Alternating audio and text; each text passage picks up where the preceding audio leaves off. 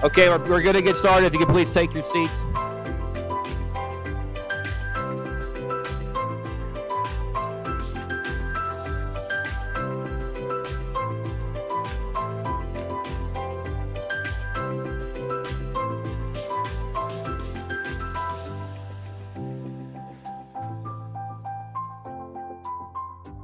Thank you very much. Thank you for being here.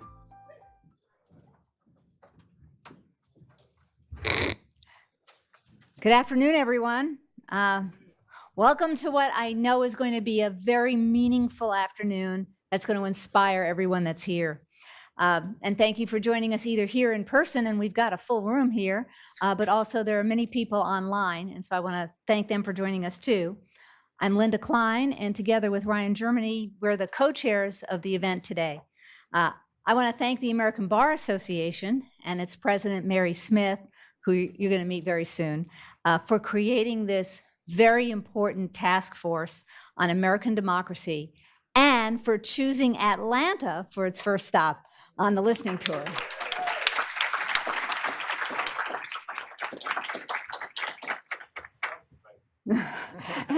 And we're very fortunate that the vice chair of the National ABA Task Force is former ABA president and fellow Georgian Bill Ide.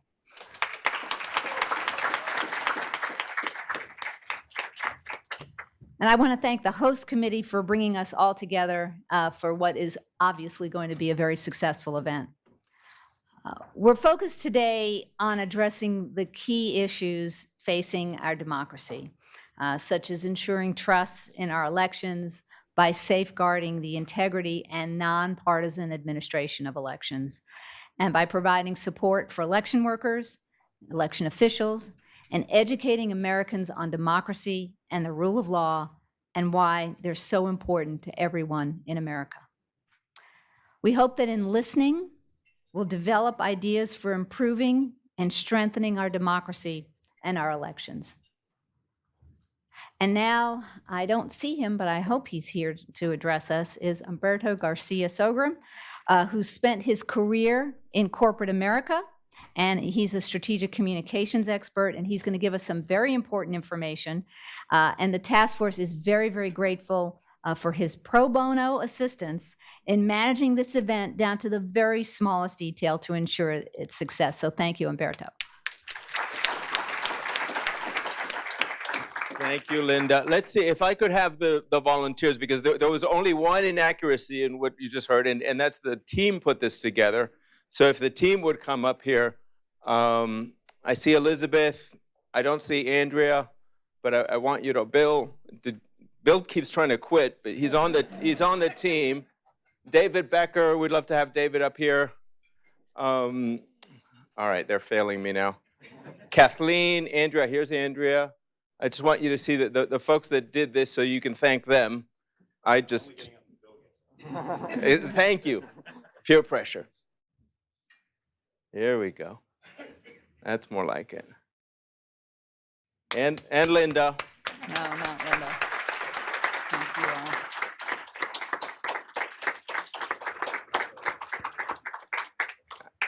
Oh, sorry. Tony. Can you come over here real quick? Oh, okay. Thank you. Tony? I'm sure, sorry, I'm going to thank the students too. I'm sure AI could tell us how many tens of thousands of emails we sent on this thing, but unfortunately I didn't ask. I do also want to thank the students, because we're very grateful to have over 24 student volunteers here, and also thank the deans and the professors who made sure we got them here. So specifically from Emory University's School of Law and Dean Designate Richard Freer, Mercer University Law School and Dean Karen Sheldon, John Marshall Law School and Dean Jace Gatewood, Georgia State University Law School and Dean LaVonda Reed, and Georgia College and State University and President Kathy Cox. Thank you all to all our students, and to the students in particular. We talked already outside. Engage. You're not here just to help, you're here to engage, because we're counting on you to carry the ball forward. So be active participants today and with the Next Step Committee. Lastly, please silence your phones. And for those of you that received the earlier version of the program, you saw there was a 15-minute break. That was a lie. The main break's only about 5 minutes, so if you need to step out, the restrooms are right behind us, but please don't go very far because we're going to keep the ball rolling. So with that, Thank you, Umberto. We're privileged today to have with us Tony Del Campo, who is the president of the State Bar of Georgia. Tony, I've known for a long time. He's a gifted leader, a champion for his clients, and he also has a resume full of trailblazing activities, such as serving as the first Latino judge in Georgia and the first Latino president of our state bar. And I want to thank Tony for making time to be with us today.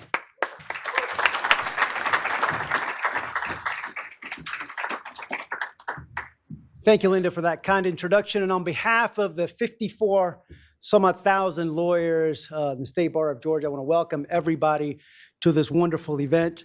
I want to thank the ABA president, Mary Smith, whom I had the privilege of meeting at the Southern Conference of Bar Presidents in West Virginia late last year. Thank you, Mary, for putting this very important task force together.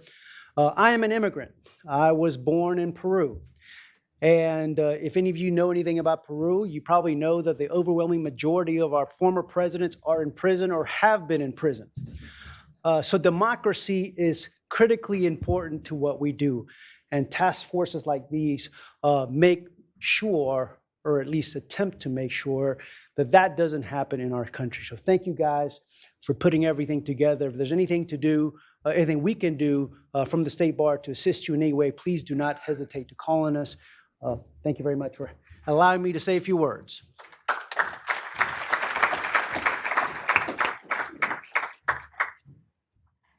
To begin our program, please meet Mary Smith, who used to live in Macon, Georgia, where she clerked for 11th Circuit Chief Judge Lanier Anderson.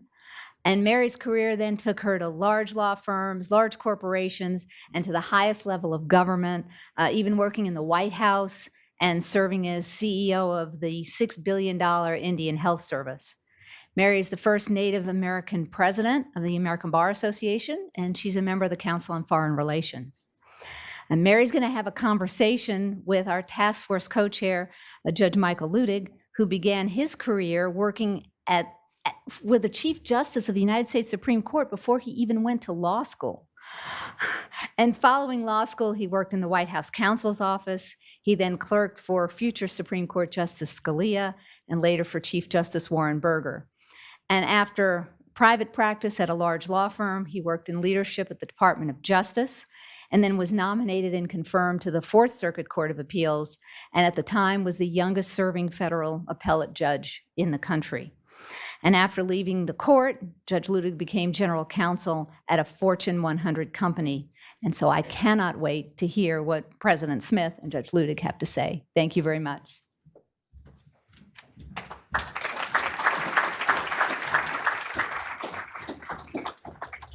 Well, hello, everyone. It's so wonderful to be here today. This is such an important event today. We know there are threats to our democracy, and we're doing a number of these programs with the ABA Task Force for American Democracy, but we decided to start the very first one here in Georgia because, as many of you have lived it, this is kind of ground zero for democracy.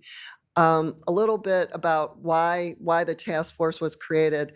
When I was planning my year as president, I was thinking, what can I do that will be impactful?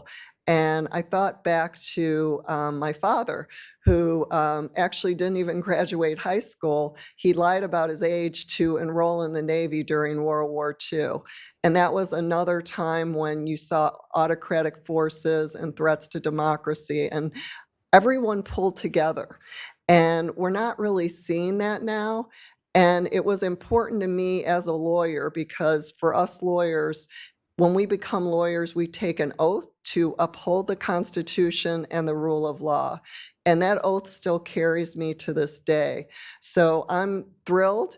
So I want to thank past President Bill Ide, who really helped me formulate this. And of course, I am thrilled that Judge Ludig agreed to be co-chair of this whole task force. So I'm thrilled to be in this conversation to kind of set the table for today with Judge Ludig. And Judge Ludig, I wanted to ask you, when you got the call to be a co-chair of this task force, why did you do it? Why was it important for you?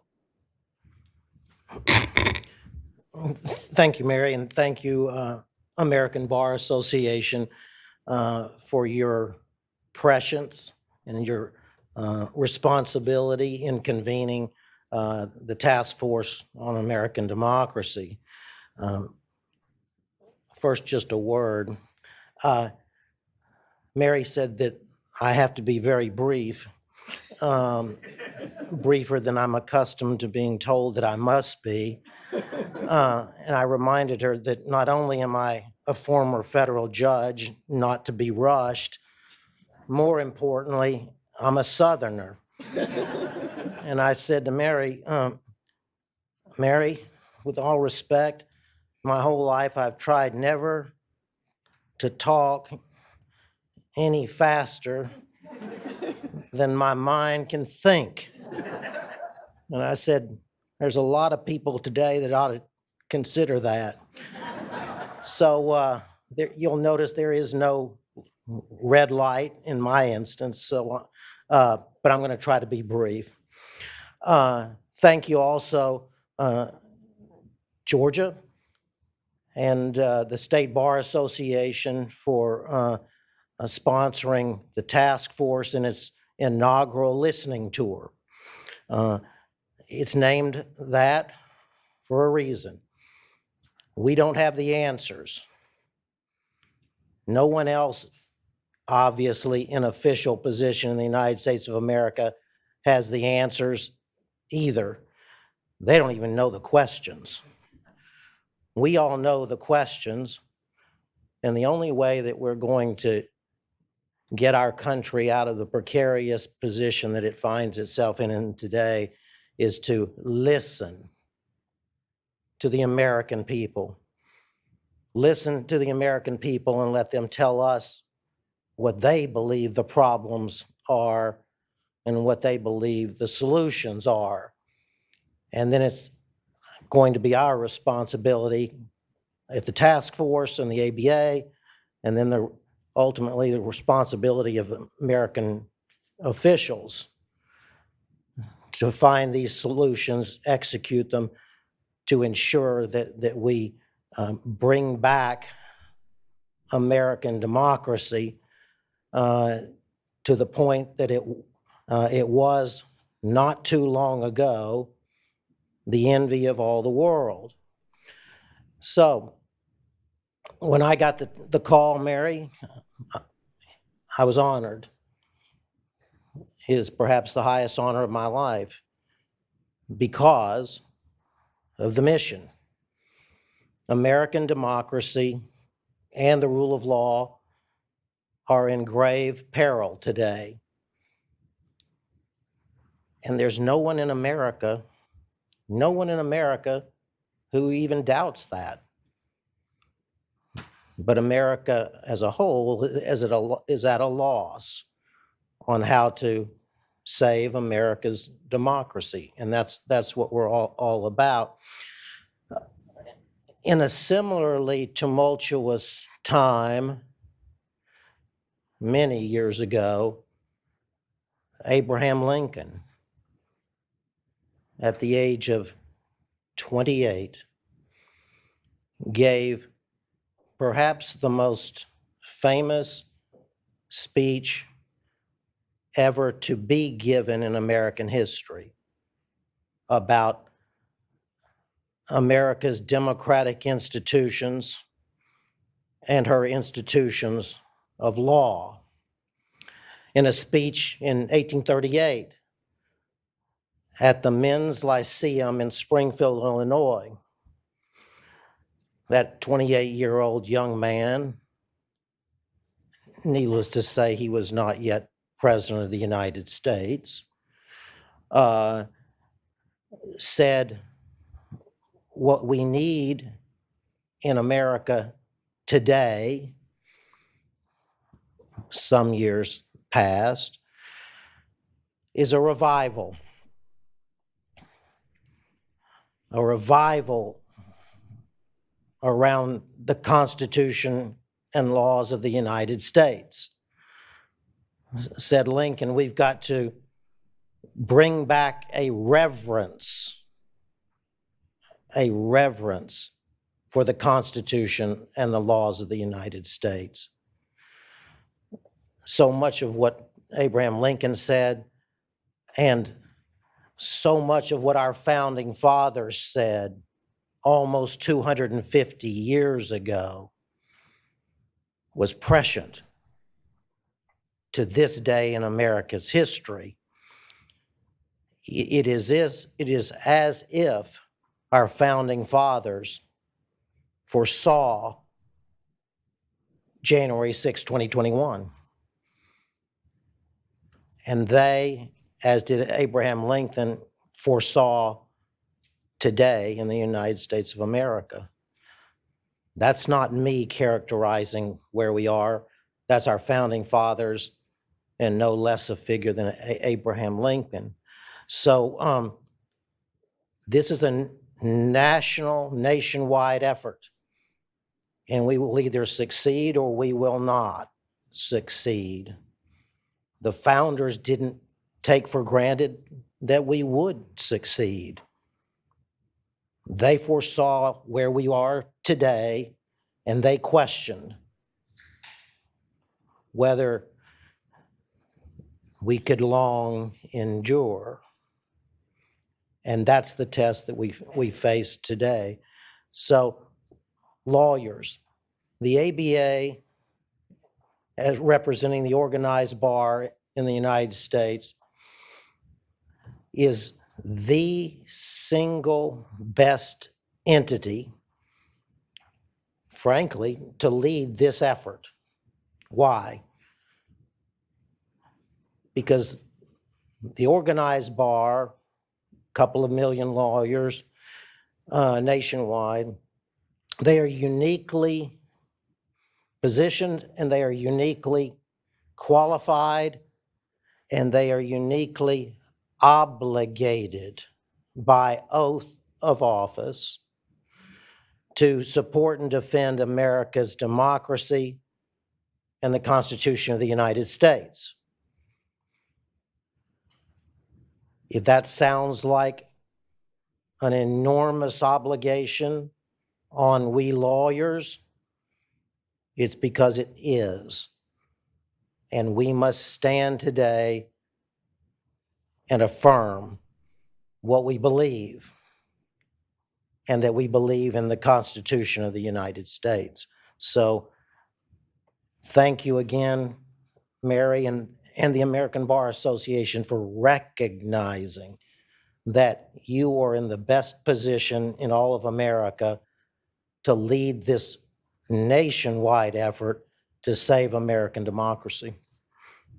Thank you for those eloquent remarks, Judge Ludig. Before we get started, I know the program hasn't even started. We have a fantastic program, but I did want to just get your thoughts so everybody can be thinking about this during the session today. Judge Ludig, what do you hope that everyone who's here today takes away with them when they leave today? Well, that's a softball, even though you did not intend it as such.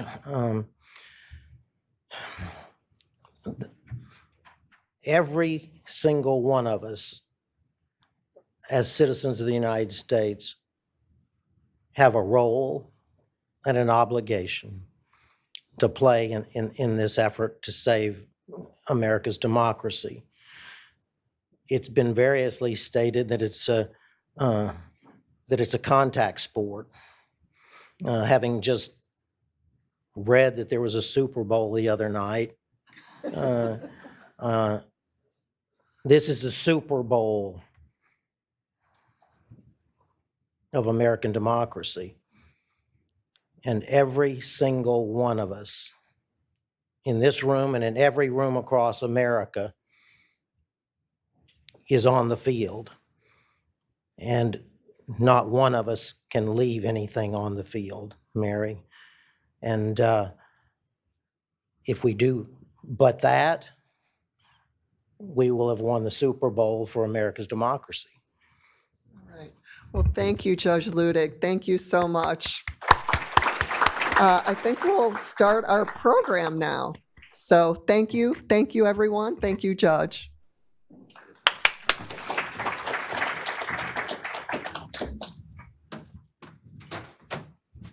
Thank you, Judge Ludig. Thank you, President Smith. Again, my name is Ryan Germany, and it's an honor to be hosting the ABA Task Force for American Democracy, along with Linda Klein and the rest of the host committee. Before I introduce our first speaker, I do want to send a special thank you to the honorary co-chairs of our host committee, and that's former Chief Justices David Namias, Leah Ward Sears, Harold Melton, and Justice Keith Blackwell. I just think the fact that all of those esteemed jurists, that they agreed about the importance of this event and were willing to be honorary co-chairs of this event, I just want to thank them very much for doing that. And I'm going to introduce our next speaker. As some of you may know, I used to be the general counsel at the Secretary of State. So I worked for 3 secretaries of state that I had the pleasure of working with: Secretary Brian Kemp, Secretary Robin Crittenden, and of course, Secretary Brad Raffensperger. The 2020 election, both in the lead up to it and the aftermath, was tough in our office. There was a lot of just unforeseen issues with COVID, and it was tough in the lead up, where we were getting a lot of pressure to do different things. It was tough in the aftermath, where we were getting pressure.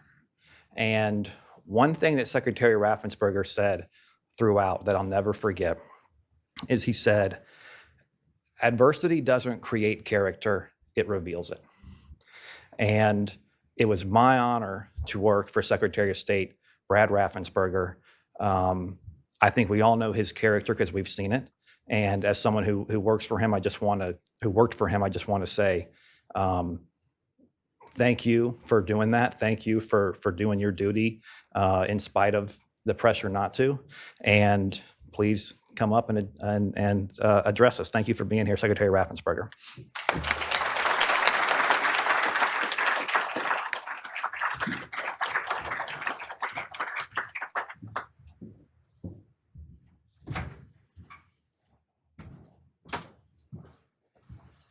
Well, good afternoon, everyone. It's a pleasure. It's an honor to be here. And I guess to Ryan Germany, thank you for being available when I had that phone call with that fellow that used to live at 1600 Pennsylvania Avenue. Sorry if it disrupted you from your new putting green that you had inside your one of your bedrooms. But anyway, that's a little bit inside baseball. The 2020 cycle was an interesting one, and I'm sure that the 2024 cycle will have its own share of challenges and opportunities. I don't think we'll have to worry about COVID, and that's a good thing. But I want to thank the American Bar Association for convening the task force on American democracy and for coming to Georgia. We're grateful that you're here. I believe that bipartisan gatherings with people who are committed to the rule of law and the sanctity of our elections are exactly what we need in these times of polarization. And since you're here, and I know that you're already interested in elections, and that's a good thing, but you're going to get an opportunity that most people don't get, because there's going to be extensive media coverage in the 2024 cycle by media. And they're going to be out there talking to all sorts of people. But today, you're actually going to hear from some of the subject matter experts. Those are county election experts. Those are people that are doing the hard work, all the ticking and tying of making sure that we have fair, honest, accurate elections here in the state of Georgia. And I'd say that Georgia in that respect is not too much different than probably the other 49 states in the District of Columbia. You have poll workers out there, you have election workers doing the hard work, all those checks and balances that we have to make sure at the end of the day they can sign the document that said, these are the results of the election. We did it fairly, honestly, and accurately. And that really helps breed confidence for the American people. Since day one, my top priority has been to make Georgia elections the best in the country. And today we are recognized for that, even by the Heritage Foundation. Who would believe that? Now, if you're on the other side of the aisle, you say, well, that's no good. But just think, there aren't pretty too many people on that side of the aisle that could believe that Heritage would actually do that, because Heritage looked at the numbers of what we do and what we've done. In 2022, Georgia had the Southeast's highest turnout in elections. And I think that confidence leads to participation. I think that the gold standard that we really need to all be seeking in whatever we do, yes, it's about the laws, yes, it's about the Constitution, but also today, trust. Trust is the gold standard. It's what pulls society together. And when you don't have trust, you split it apart. So as you're writing your laws, as you're considering actions, think about, what does it do to trust? Yes, you want to be in conformance with the rule of law. You want to be in conformance with the Constitution. But also, here's the added benefit. You get that all right, and you can build trust. That's a win-win-win. I think now more than ever, that's really important. You think about what we do now. We have new voting machines, verifiable paper ballot. Some people say, well, it needs to be hand-marked. Well, we have ballot marking devices, and that's a discussion for another day. We outlawed ballot harvesting. We modeled our law after Arizona, which was upheld by the Supreme Court. We have prioritized clean voter rolls, and we've done that objectively. So when many states pulled out of ERIC, the Electronic Registration Information Center, I said, why would we do that? We are a shareholder of this organization. In effect, we pay all the dues, all the states pay the dues. I want to be able to remove people objectively. When you do things objectively, it really works out better for you in a lawsuit. And Georgia gets sued a lot. We got sued a lot by this side after 2018, got sued a lot by that side. And sometimes all they changed was the name of the party, and the lawsuits look fairly similar. And we continue to push back. I see Chris Harvey out there, smiling about that. And then we also now have the ability to hold counties accountable. Here it is, the Secretary of State, but he had no ability in law to hold counties accountable. And if you think about going back a few years in Florida, there was always these two wayward counties. You always heard about issues there. Governor Scott replaced one of those election directors. Governor DeSantis replaced the other election director, and you never hear about those counties again. I believe that accountability of the counties is good. We're not trying to come down and be overbearing. We're actually trying to be their partner. We want them to have a successful election, but we have to have accountability. And with SB 202, we had to have a measure of accountability, and we think that's good. I found it really interesting that after we passed the Election Integrity Act of 2021, first thing you know, we got sued by President Biden's Department of Justice. But since then, we've actually won on 5 key elements. Absentee ballot drop boxes. I believe that was done appropriately. You could argue we should be 1 for every 100,000, 1 for every 50,000, but it's population based. And that was what put in state law, and that was upheld. We had a prohibition against line warming at polling locations. That's because one campaign decided to have, with all their campaign literature, breaking that zone of 150 feet. So we said, no, you can't do that within 150 foot, 151, you can give them a bottle of water. But at the same time, we also passed a law that lines have to be shorter than 1 hour on election day. And I track that, and I screenshot that every time, and it was under 2 minutes at one point on the 2022 cycle. We're keeping those lines short, and we think that's really important. And I think that's one of those measures we talk about, trust and confidence. That is something that if you work hard on that, it just really, people have a pleasurable experience. It just wants them to lean into trusting the results because it's running so efficiently. We also have made sure that we banned out of precinct voting up until 5 p.m. And then if all of a sudden you get caught in traffic, and that can happen in Metro Atlanta, then you can vote out of precinct after 5 o'clock. And then voter ID for absentee voting. That was one of my personal favorites. It actually is my personal favorite. And the reason it is, we had been sued by both the Democrat Party and the Republican Party saying that signature match was subjective.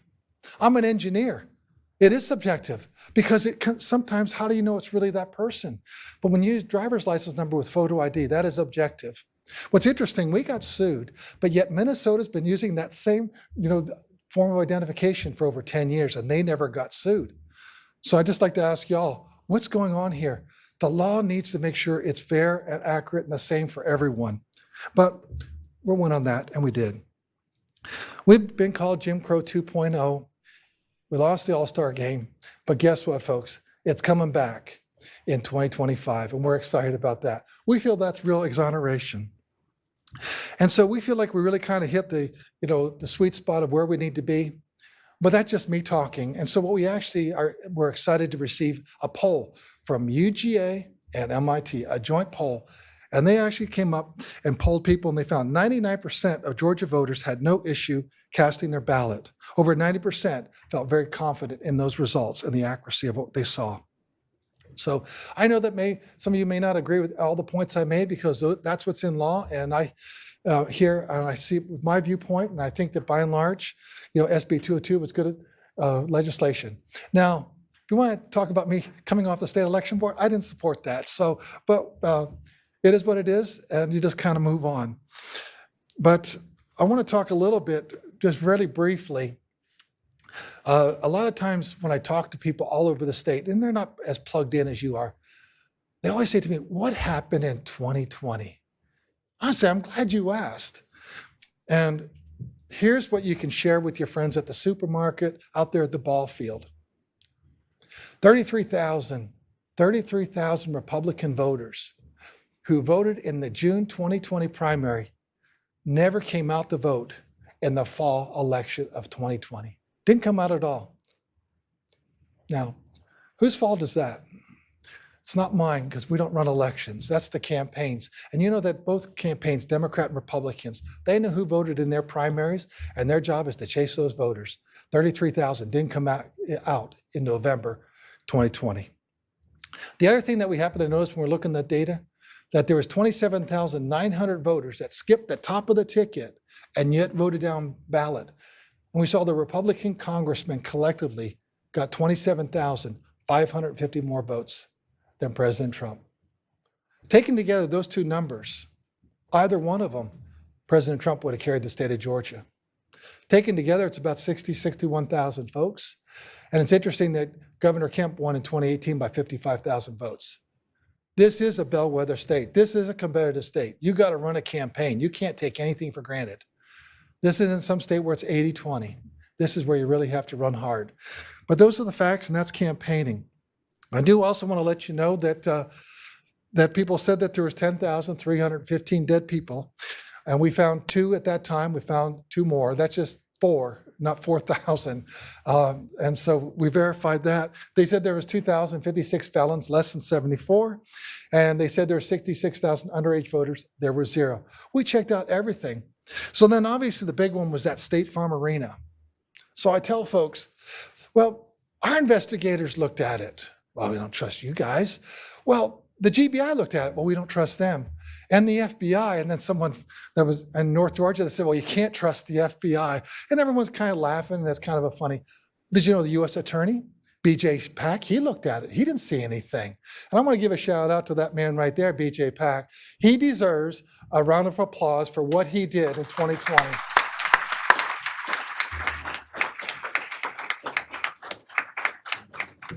I am going to go off script just to throw this in here, Ryan, so give me an extra 30 seconds. But I served with B.J. Pack. He's a person of integrity. He's also incredibly sharp. But you're an engineer in the General Assembly.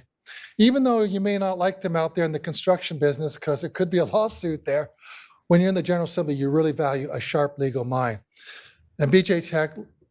Pack looked at that and found nothing. So I share all that.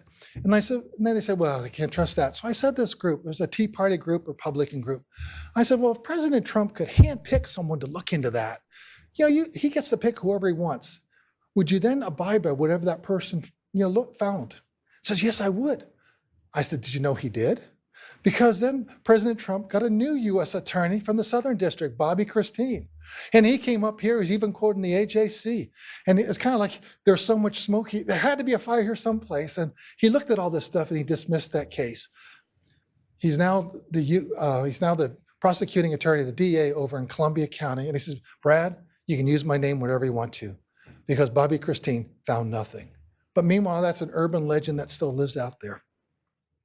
So the 2024 elections, and that's what we're really focused on is it's going to be really a very contentious race. We understand that.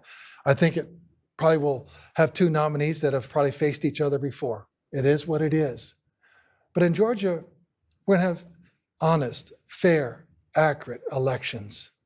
And we're working very hard to make sure that they're safe for all of our poll workers. That's really important to us. I would love to see the General Assembly pass a bill that they did for poll worker protections, the same wording, word for word, in Oklahoma. Why did I pick Oklahoma?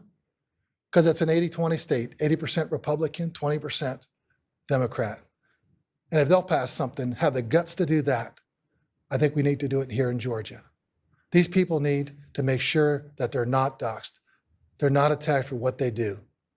They don't have the resources that people might have in elected offices or judges and other folks like that. And that should be protected also. But these are the people that are defending democracy.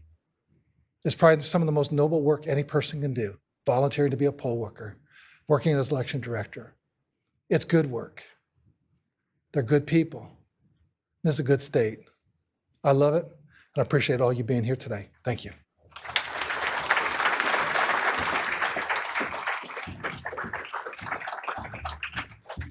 Thank you, Secretary Raffensperger. I'm going to ask our first panel to come up and go ahead and sit up here, and I'm going to introduce you.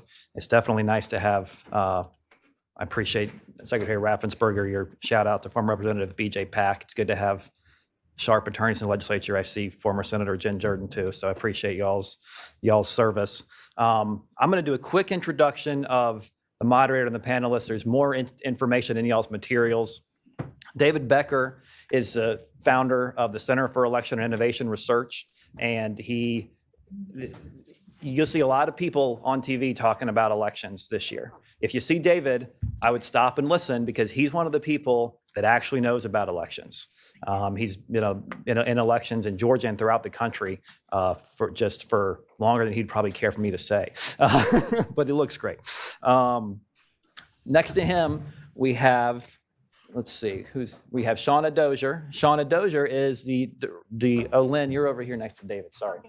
I'll do Lynn first to go right down the aisle. Lynn Bailey, who's taken her seat. Lynn was the longtime elections director in Augusta, Richmond County.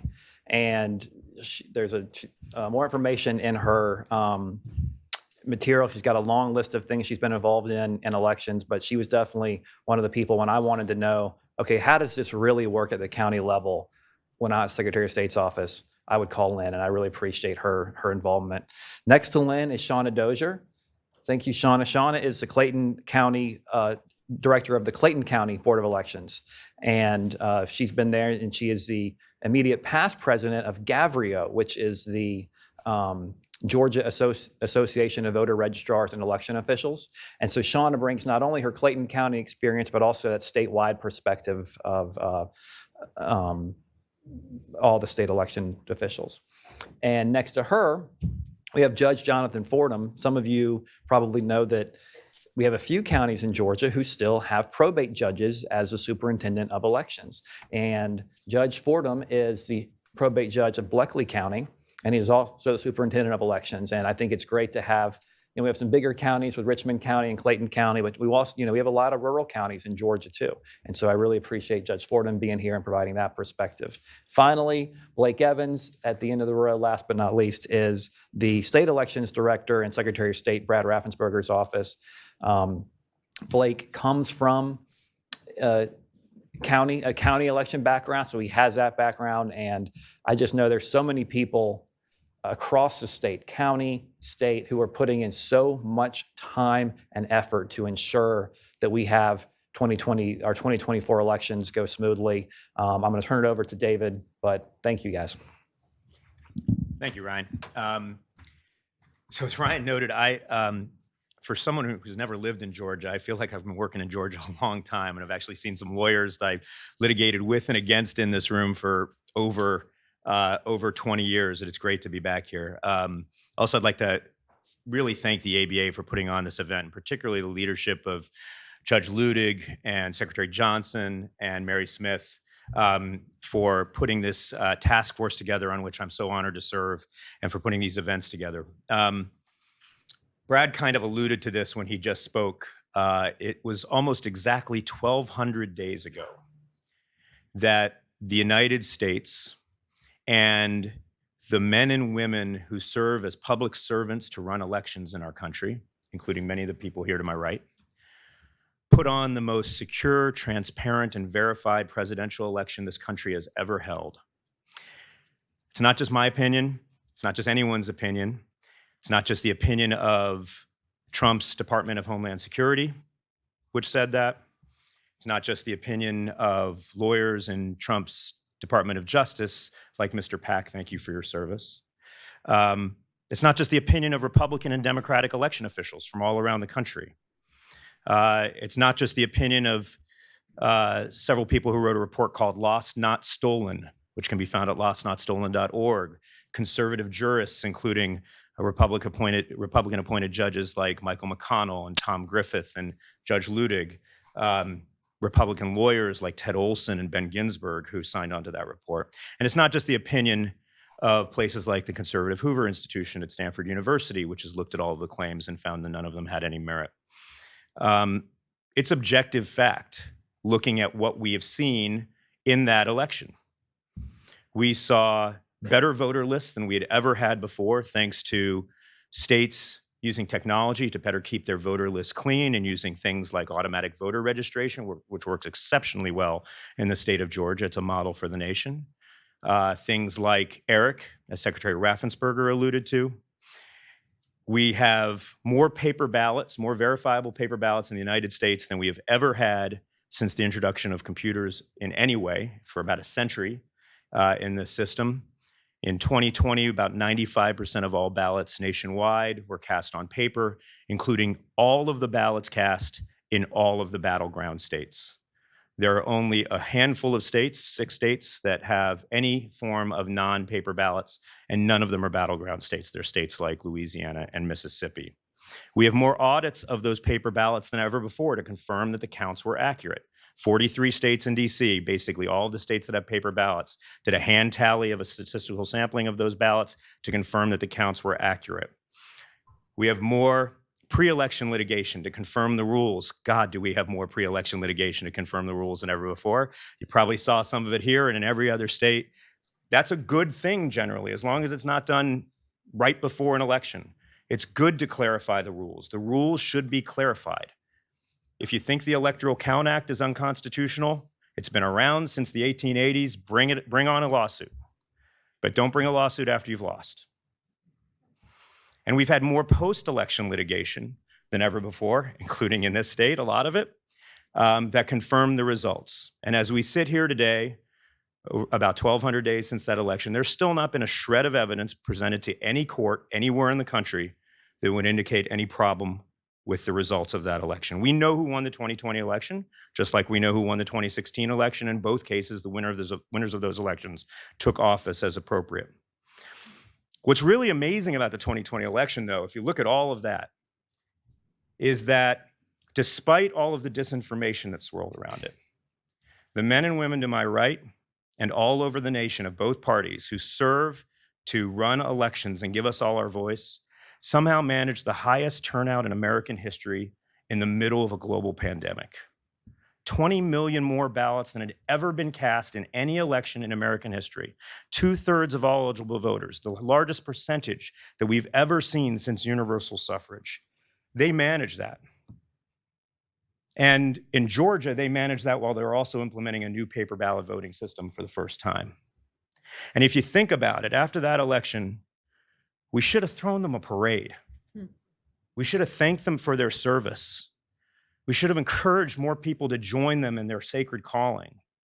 And instead, they've been subjected to endless threats and abuse and harassment for over 3 years. Well, instead of that parade, you get to sit on a panel. So that's what you get for that. But what we've seen, and again, Secretary Raffensperger alluded to this, a lot of times when people are attacking voter confidence, they seek to use the fact that many aspects of election administration are esoteric. They're hard to understand. It takes years to get this. We've used 250 years of our history to get better and better and better at this. And also perceive differences between the states, to leverage that difficulty in understanding the process to try to sow discord and doubt. But what's in reality, what we see is across the country, and Georgia is emblematic of this. We see several aspects of election administration that give us reason for confidence, that spell away those doubts. And those include things like the integrity of the system, the security of the system, the transparency of the system, and the accessibility for voters. And we're going to talk about that today. And I'm going to involve you guys in this conversation because I definitely want to hear from you. You're the real experts here. And I want to start with integrity. And one of the places where integrity is most important, because it really starts the whole process even before voting is cast, is the voter lists themselves. How important it is to have voter lists that are accurate and complete, that have as many eligible voters that want to be on the voter lists and only eligible voters on the voter lists. And this isn't so much an issue of fraud, right? This is an issue of people moving out of Georgia. They're no longer eligible Georgia voters. You might not know about it. But here in Georgia, you actually do a remarkable job of that. Blake, I want to go to you first and talk a little bit about what Georgia does to make sure the voter lists accurately reflect the electorate on election day. So first thing I'll talk about is our automatic voter registration, which was started several years ago, several years before 2020. But essentially, anytime somebody goes to Department of Driver Services, they get a driver's license, they move to Georgia, unless they specifically tell our Department of Driver Services not to send us the information, we automatically get the information at the county level so that they can register those people to vote and so that they can update their voter registration if they're moving within Georgia. And that's important when you're talking about keeping voter rolls current, keeping voter rolls accurate, because when somebody moves, if somebody moves from Fayette County to Spalding County or Spalding County to Lamar County, the first thing that's going through their mind is not, I need to call my local elections office and update my registration. But they do oftentimes think I need to update my driver's license, and then we get that information. We're able to make sure that when they go to the polls and vote on election day, they get the right ballot and they vote in the right precinct, which is important because we want them to be able to vote on their representatives for where they live. Second thing that we do is our membership, and this has been referenced a couple of times with ERIC, which is the Electronic Registration Information Center. There are about 24 other states plus the District of Columbia that are a part of ERIC. And part of what we do is every 30 to 60 days, we exchange in a secure fashion voter data and driver services data with these other states. And that's important because in an efficient and secure way, we're able to get information for if somebody has left Georgia and moved to another state that's an ERIC member state like South Carolina. We're able to get that information and send them a mailer saying, hey, you need to cancel your registration in Georgia and you need to register to vote in South Carolina. So those are two of the most important things. We also do things like compare our voter registration list to lists from USPS to see is there somebody who's submitted an address change potentially for another location in Georgia or outside of the state. So we're constantly doing that. Automatic voter registration is a huge piece of what makes sure that somebody, when they go to vote on election day, is able to vote and get their correct ballot. Yeah, and I just want to add really quickly with regard to ERIC, Blake was just nominated as chair of the board of ERIC. So Blake and the state of Georgia sit as chair of that organization right now.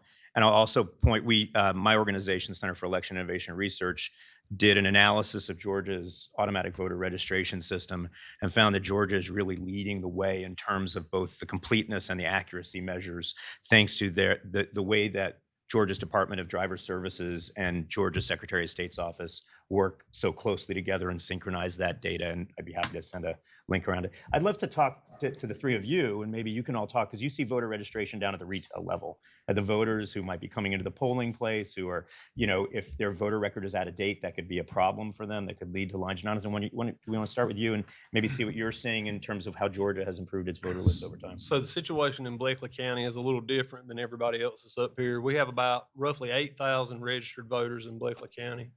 Now, out of the 159 counties in the state of Georgia, Blakely is one of 24 counties where the judge of the probate court is the election superintendent. In most counties, you have either a consolidated board of elections and a board of registration, or you have separate boards of election and boards of registration. In Blakely County, I am the election superintendent. The board functions in that capacity in the other counties, but in Bleckley County, it's a one-man show, I guess you could say, for lack of a better word. Now, the Board of Registration is responsible for registration of voters and maintenance of that list. Now, obviously, the situation is slightly different in a small county.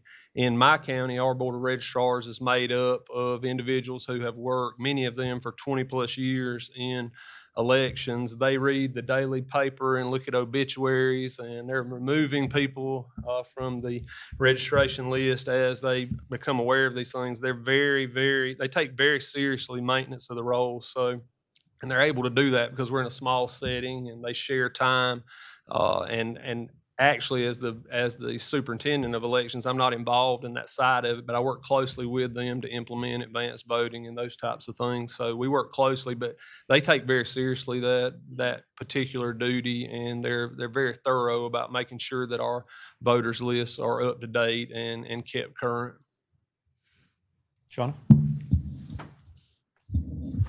In Clayton County, we have roughly 206,000 registered voters. We are a metro Atlanta county, and we are a combined board. So our board includes voter registration and elections, and so we do both of them together.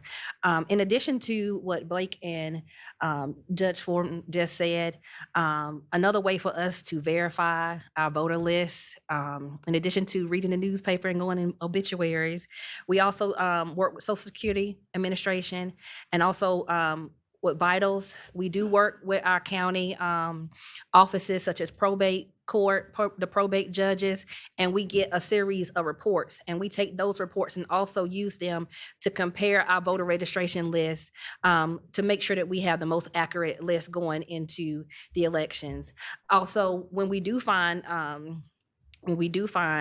situations where the system is different, for lack of a better word, or a voter shows that they may be moving to a different location or someone is deceased, we do send out a letter as another form of verification. So there are several steps that are taken in order to ensure that our lists are accurate, and we do a lot to just make sure that we verify as much as we possibly can. Lynn? Thank you, David. It's my pleasure to be here today. I am from Augusta, Richmond County, former elections director there, and we're about the same size as Clayton County, a little bit smaller, 140,000 registered voters. And I have to concur with the comments that I've heard down the line here. The statewide list maintenance programs and processes that we run are vital, and they cover every aspect of what would make a person ineligible to remain on the list. And one of the things I really appreciate about the way Georgia operates its list maintenance is never, ever is someone taken off the list just because their name appeared on a list. They are notified by mail and given an ample amount of time to then get in contact with their registrar's office to correct any problem that may exist. That includes people who have been removed because of a possible felony conviction or someone who is deceased. So it runs the spectrum. And I really appreciate that about the way Georgia functions. The other part that I think is so vital, and Blake alluded to it earlier, is a relationship that we have with the Department of Driver Services in Georgia and the automatic voter registration processes that went into effect in 2016. Yes, it was very, very effective in getting people on the registration list, getting people to register to vote who may not have been exposed to it before, because as Blake said, when you have that transaction with the Department of Driver Services, unless you specifically opt out of registering to vote, you are going to then be registered to vote. And so it's a very effective tool in that way, but even more so is the list maintenance benefits that come from that process as people change their names and addresses, change their county of residence or whatnot, and to have that information come back directly to the counties and before coming to the counties, be verified to make sure that the person is eligible to be a voter, that they are a U.S. citizen and meet all the required, their date of birth is checked, all those things, to make sure that the information is accurate. It gives a lot of confidence to the local officials that the duties they're performing are, without question. So those are the main things that I appreciate about it. Yeah, something you hear from all of them, and Lynn, you mentioned this in particular. In all my work with election officials over 25 years, I've yet to meet an election official in the country that wants an ineligible voter, either because they died or moved away, to still be on the lists, or who wants an eligible voter to have difficulty getting on the lists. Everyone I've met, Republican, Democrat, doesn't matter where, wants eligible voters to have an easy way to get on the list and have accurate information, and wants ineligible voters to be removed from the list. And again, this isn't because of fraud. This is usually because of moves or deaths, and they just don't notify. And how hard it is sometimes, and Lynn, you alluded to this, just because there's a name on a list or someone died with a certain name doesn't mean you can match that to the voter file with certainty. Blake, I'm sorry, I don't know how many Blake Evans there are in the Georgia voter file, but I guarantee you there's more than one. But this is especially common, if you've got someone named John Lee or Sean O'Hara, you can imagine how hard it is to say with certainty that you've got the same human being, because you don't want to remove someone unless you're certain. Because that can also lead to problems at the polls. This gets to something, and Secretary Raffensperger mentioned this briefly, the voter ID check on mail ballots, which is also an integrity measure, also could be easy for voters to deal with. Blake,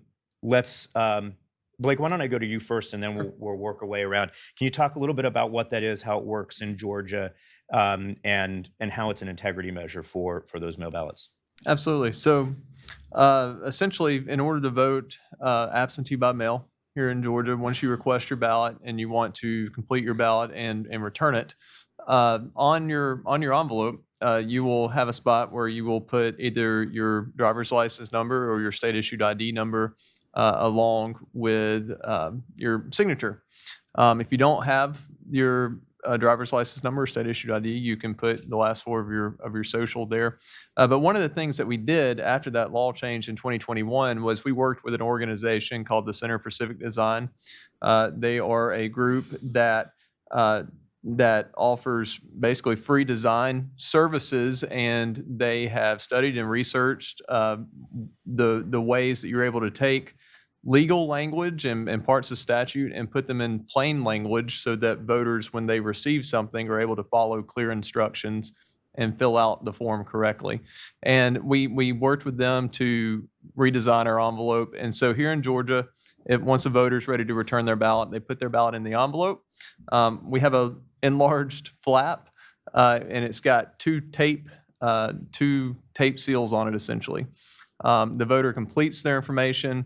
They seal it in both places so that the enlarged flap covers up the private information, which is that DL number in most cases, or the last four of the social. And then they send that back to the local county elections office where they will start the process of accepting or processing that ballot. And I'll let our county election officials talk. Can you just add, you told me a number, this is unusual in the states, but the percentage of voter records, active voter records, that have a state ID number associated with them in your file? Yeah, so the number, when we're talking about an objective measure and a driver's license number to be able to be used for that, we looked at, okay, what percentage of people on the voter rolls have that, and it's over 98%. So when you're talking about almost 8 million registered voters, you're pretty close at that point. And we did, right after 2021, we worked with our Department of Driver Services, who have really been great partners with us, to take, at that time, it was at 97%. And we said, okay, let's look at the people that don't have it, compare those people, and see if we can add a driver's license number to them. We were able to get the number up even higher after that. That's really great. Now, you all, in some capacity, either have or are going to be validating these mail ballots, when they come in. What does this change for you, and what advantages do you see, if any, to the new process? Why don't we go the reverse way? Lynn, you can start. Sure, thank you. Well, I retired from day-to-day election administration at the beginning of 2022. So at the point in time that I was actively working in elections, we were in fact verifying signatures. And to say it's subjective is a gross understatement because it certainly is a very subjective practice. I can remember receiving training from the FBI on signature verification. And one of the tricks they taught us was to turn the signature upside down and look at it more as a graph or an object rather than a signature. So you did everything you could because you want the ballot to count, but sometimes signatures do change over time, and that's a fact. So what I foresee, and the others can confirm or not, is that having this objective driver's license number surely has to be not only a more efficient way to validate the voter's authenticity, but also easier to read for sure. I agree. The process is a lot smoother, but I also want to point out that voters have absentee voters by mail still have an opportunity to cure their ballot. We do send out a letter to them inquiring. They have an opportunity to come in. Some come and complete an updated voter registration to reflect that they have a signature change. And also, they have until the Friday after the election to cure their ballot. And so there are several opportunities for the voter to complete this process.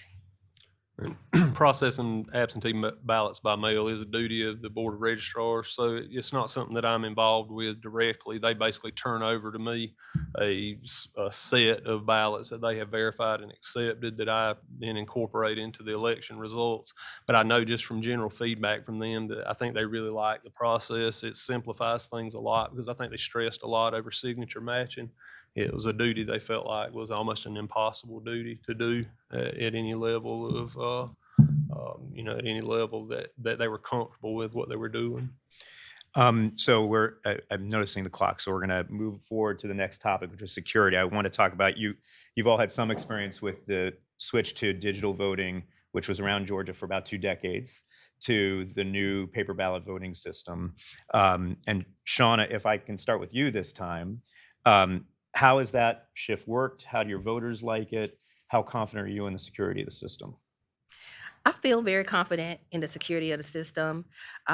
We take lots of measures to ensure that our voting equipment is safe. We have cameras that watch our equipment in our warehouses. We have several checks and balances in place in order to make sure that we maintain the security. And also we do the logic and accuracy testing. When we receive our project, we go through a logic and accuracy testing process to ensure that the voting equipment is working. So, and just for those that don't know, the logic and accuracy testing is the testing that occurs of the machines immediately before an election to confirm that there's nothing on them that's gonna affect the election. It's done transparently in front of observers. Anyone can attend. I'm sure you'll testify that usually a lot of people don't attend, but that's the kind of testing. And maybe, and I'll go, Lynn, to you now, because you've observed this, even though you're no longer directly. There's also this aspect of audits that is that's being applied in Georgia. Georgia law required that risk limiting audits, which is the highest form of audits, be applied after the 2020 election, but then applied a risk limiting audit anyway to the 2020 election for president when it did a full statewide recount.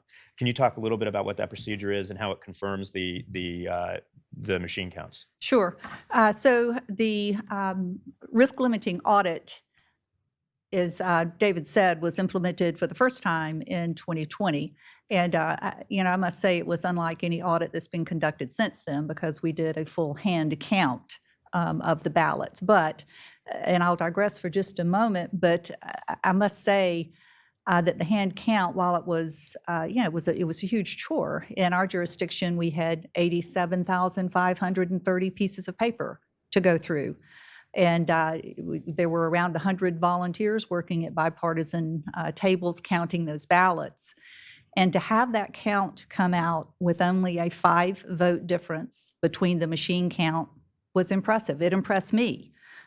Because, humans are prone to make mistakes. So to have an outcome that close, it certainly rebolstered my confidence in the system. Not that I had a doubt, but it really, really confirmed that everything was working exactly like it should be, and it enabled me to make that a talking point that I had 100% confidence in.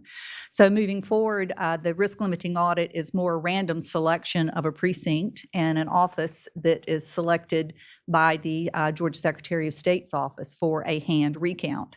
And so we take a batch of ballots out of the mix, completely unknown to us until we actually sit down to do the chore. We have our volunteers there. They go through and do a hand count of that selected batch of ballots, and then they are compared to the machine count, and that is the risk limiting audit that Georgia knows on a routine basis. It's the fact that it's so randomized, I think, gives it a lot of weight, because we have no idea what batch is going to be pulled. Yeah, and I'll just add, for those of you that aren't familiar with a risk limiting audit, what makes it different is the number of ballots that you review and compare to the machine counts it escalates. It gets higher as the margin gets narrower. And in Georgia, with a relatively narrow margin of 11,779 votes, I don't think any of us is ever going to forget that number, the number was going to be quite large. And so the state just decided to do a full hand recount of all of the ballots statewide. Just as another tip of the cap to these people and their colleagues, they hand recounted, supervising all of these other election officials throughout the state, 5 million ballots in 5 days before certification. I mean, it's absolutely incredible. I mean, yeah, go ahead and applaud if you want. I mean, it still blows my mind. Jonathan, did you have anything you wanted to add to that? No, Okay. just the prior to, I took office in January of 2020. Prior to that, I was a prosecutor in the Oconee Circuit.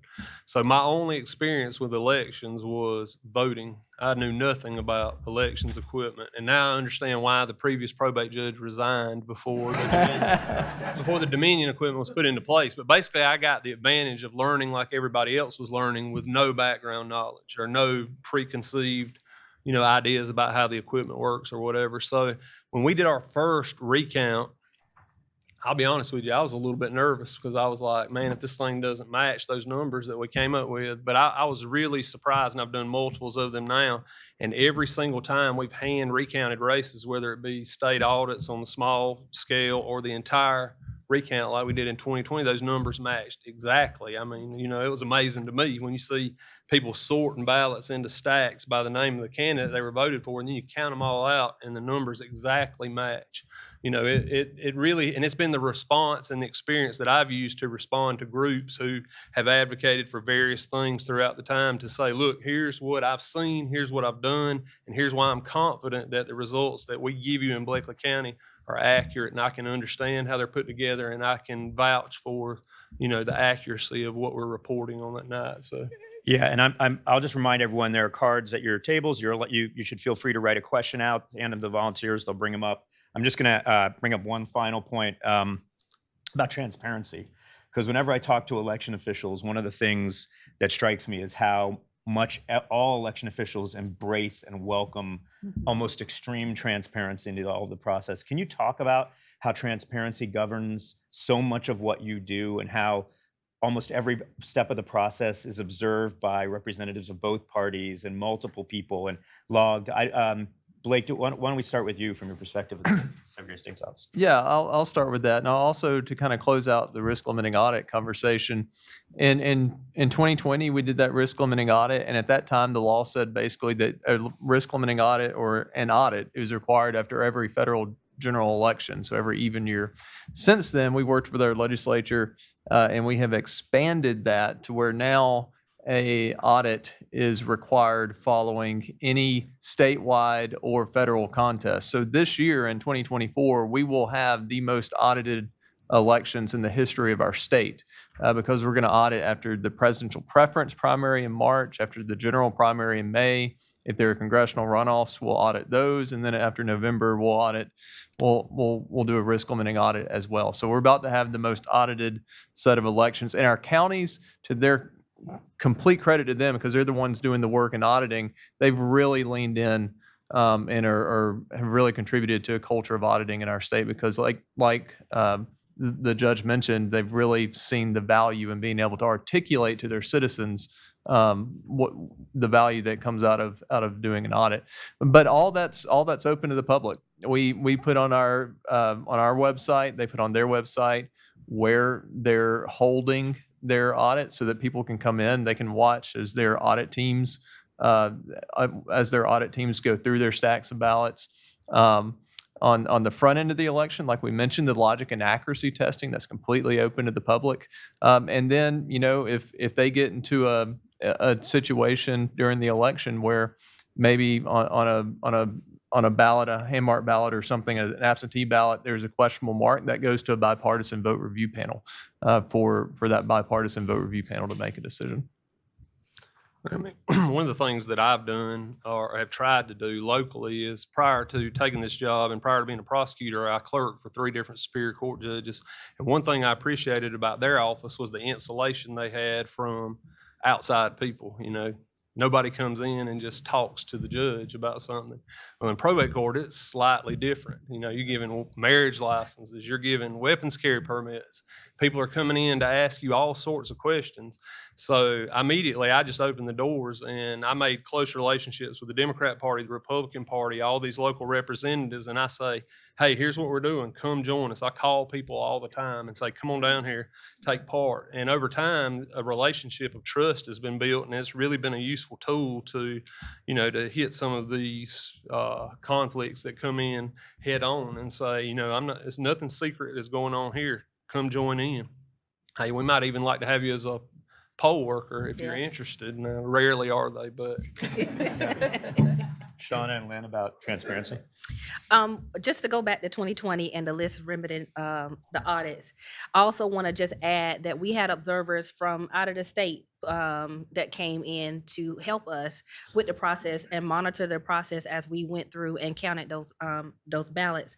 In addition to that, I think this was already said, we did have the political parties, statewide observers and local observers that were also present during the process, which also includes our board members, Board of Elections and Registration. They were a part of the process as well. And then also some of the observers included the Carter Center that came to our offices to monitor the audit process. One of the things that is important is the relationship building with your local political parties, and speaking with them, encouraging them to come out to observe the processes. We do a lot of advertising. We are open to the public. We want the public to come in. We encourage poll watchers. Poll watchers, we have built relationships with poll watchers because they become the eyes in our precincts, and they contact us to let us know if there's something going on. If they have a question, if you have that relationship with your poll watchers, they can contact you and ask you, is this okay? Is this going on? I saw this. Is this okay? And then you can kind of go ahead and debunk something that's out there. So it's important to have those relationships, and it's important for poll watchers to come in, observe our processes, and like was already said, maybe serve as a poll worker. But we want the poll watchers to come in because you become in addition to our staff, additional eyes out there, so that if there are any corrective measures that need to happen, we can make those happen. Well, I concur with what my colleagues have said, and I will add to that and say, transparency, it's everyone in this room and likely across this great country knows, is so vitally important, especially in today's environment. We, as election officials, I think across the state of Georgia, welcome that opportunity to provide that transparency. And as Shauna said, we love poll watchers, we love observers.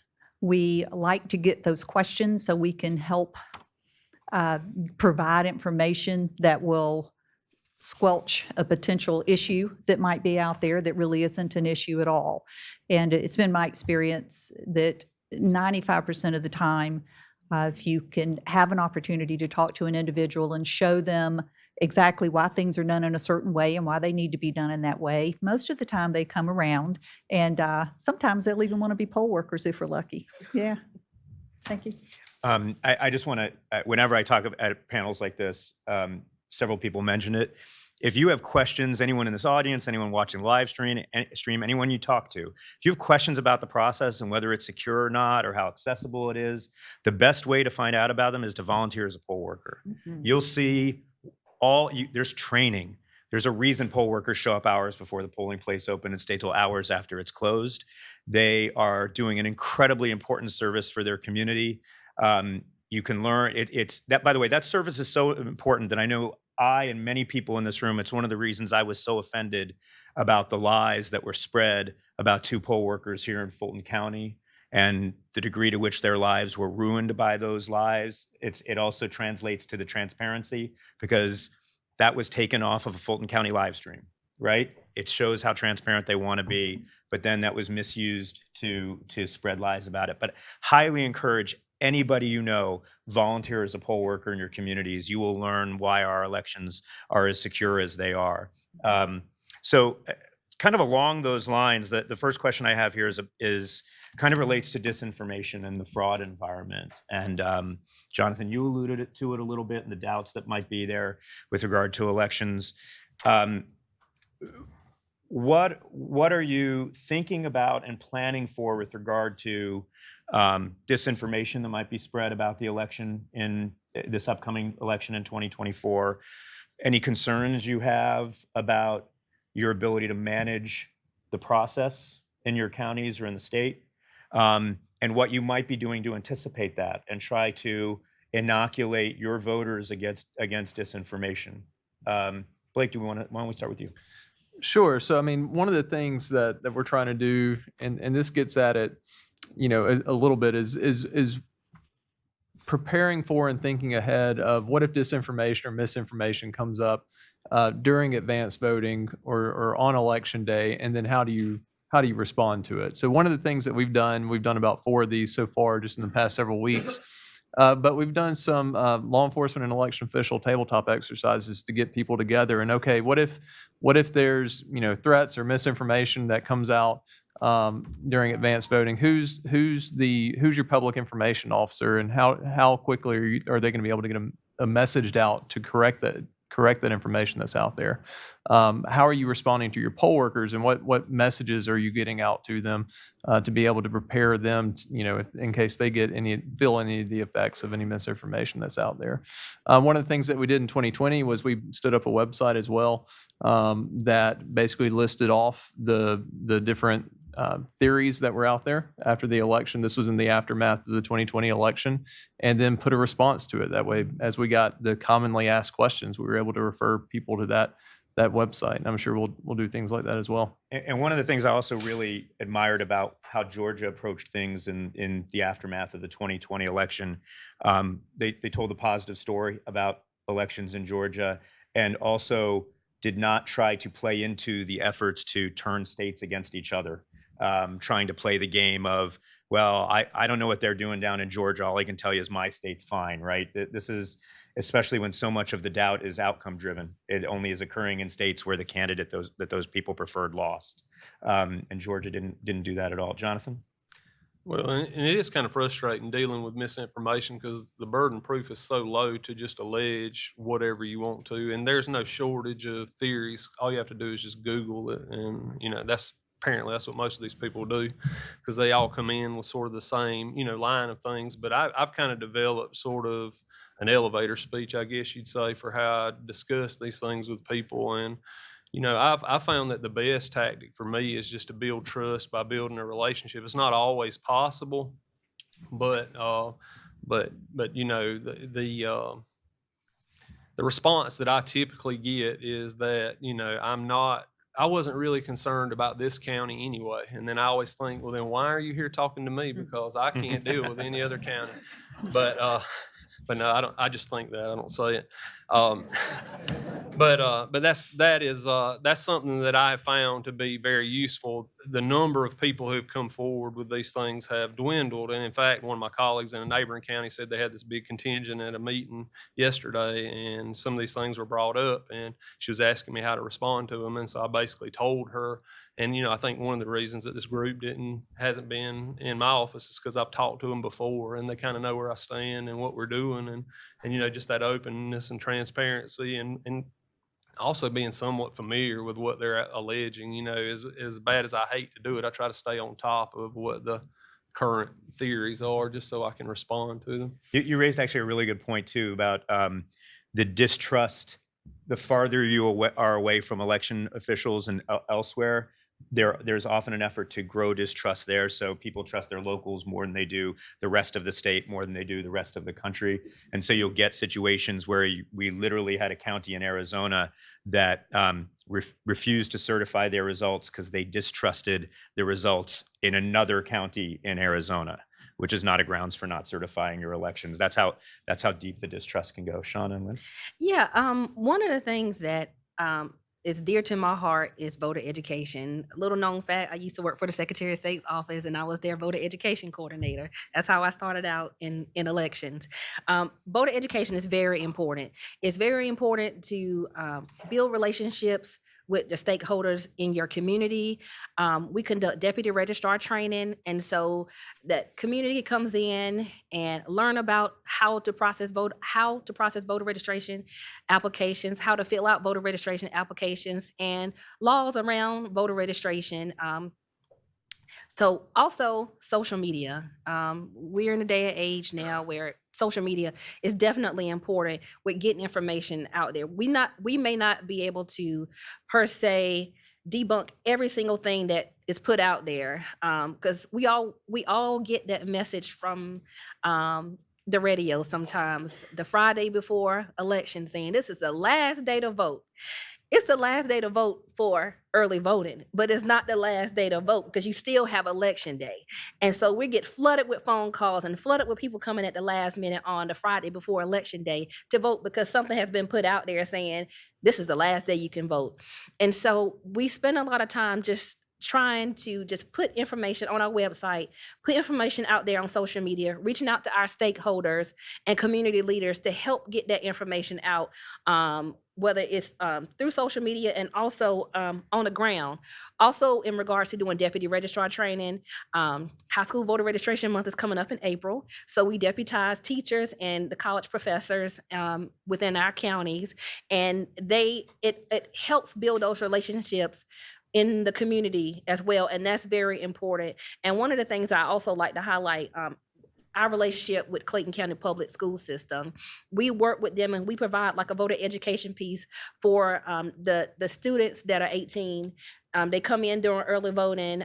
We go over the sample ballot with them. We teach them how to read the sample ballot, and we celebrate them going into their first time voting. And so we make it exciting. And I think building those relationships, it establishes the trust in the community, and it's very important to reach out to your stakeholders.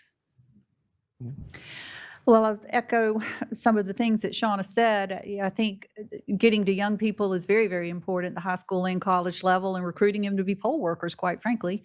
I think another important component is also getting to know who the trusted voices are in your community and building those relationships so that if there is a rumor that comes your way or disinformation that's put out, you know who to contact that could help you get the right message out. I think is also very important. Keeping the transparency in the forefront of what we're doing is one of the most important things we can do, and making an open environment for those who might want to observe and to recruit people to observe. I think all those things can help battle the misinformation. Having said all that, I know there will be circumstances that will be out of our control. There will be information out there that isn't true, and it's just going to happen.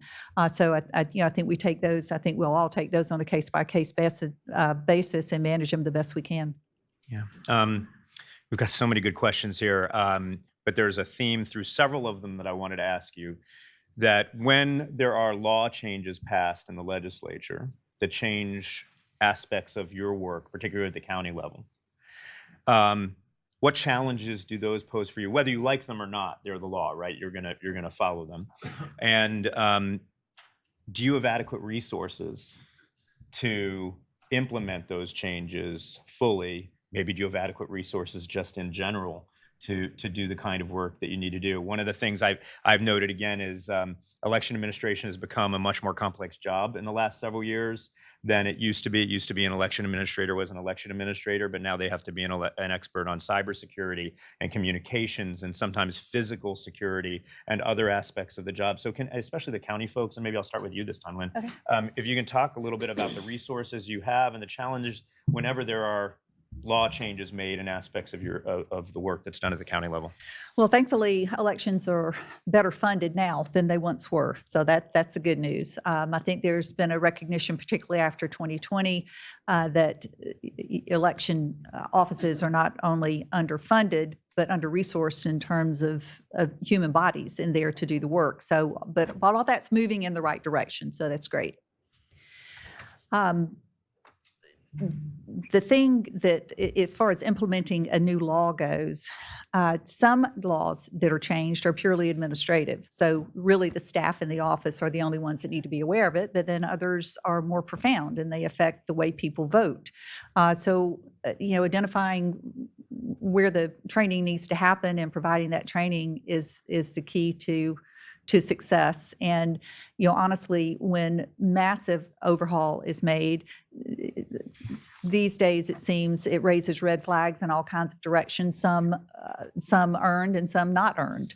And so trying to figure out, again, I'll go back to those trusted voices, get the message out to the people that are in the field who are interested in elections and are interested in the success of elections. And I think that goes a long ways to help. I would say that I agree with Lynn. Elections are now better funded. We definitely still need funding to be able to do the jobs that we do. We do a lot of overtime. We spend a lot of time in the office implementing new processes. And when we do have new laws and new changes, we have to write new procedures and also do training. But one of the things that I love about Georgia and putting on my Gabrielle hat is that we're required by law to have 12 hours of training annually as election officials. And we just had our local elections conference, Gabrielle, December 10th, I think, through the 13th. And not only did we do 12 hours, we actually superseded our amount of hours and we actually received training for 15 hours. During our training, on the first day, the Secretary of State comes in and talks about implementing new laws. In addition to Blake and the team with the Secretary of State's elections office, they come in, they talk to us about new laws. During that training, we go through new processes. We have opportunities for election officials to go into labs, and that is something that happened at our December conference. We had election labs where the Secretary of State's office was dedicated to those labs to provide additional training. And in addition to the training that we're required by law to receive, we also have regional facilitators across the county. So I believe it's 12 of them. And each of those liaisons are responsible for their region, and they do an amazing job with getting together and conducting training. The Secretary of State's office comes in and conducts training. We host them in our counties. The election offices come in. I mean, it's just a great opportunity for us to do an additional training. And so not only do we do our annual training, we're constantly doing training throughout the year with the Secretary of State's office, and then also through our county, our regional liaisons through Gabrielle. Judge? All right, so I have a situation in my county that both of them would probably be envious of, but I'm sole election superintendent, so there's not a board. And if you're familiar with voting litigation, you may know of a case from the 80s called Holder v. Hall, which basically upheld the sole county commissioner form of government. So we have a sole county commissioner in Bleckley County. It was from Bleckley County. That case was out of Bleckley County. So I have myself and the county commissioner, and we have a very good relationship. So I walk in his office and he trusts me, and whatever I ask for, pretty much I can get. And hopefully this isn't recorded in a way that he can see. But that's the situation that we have. And I also have something else. The prior election superintendent actually consolidated all of our precincts into a single large precinct in Bleckley County. So we have a single election precinct. So I work there all day long alongside the poll workers. So any kind of changes that are last minute or come to be, with very little time, it's pretty easy for us to implement what we have. And I have a very supportive county commissioner who kind of funds whatever needs to be funded. So a lot of the questions we've gotten are about kind of the increased threat environment that many perceive out there at the local level, at the state level. Many people in this room probably didn't know who Gabe Sterling was before December 1st, 2020, but now everyone in the world knows who Gabe Sterling is. I've experienced that when I've walked somewhere with him and people in random states will say hello to him. But a lot of that came about because of the threat of political violence that we saw in the aftermath of the 2020 election, and to some degree still hangs over us in many places.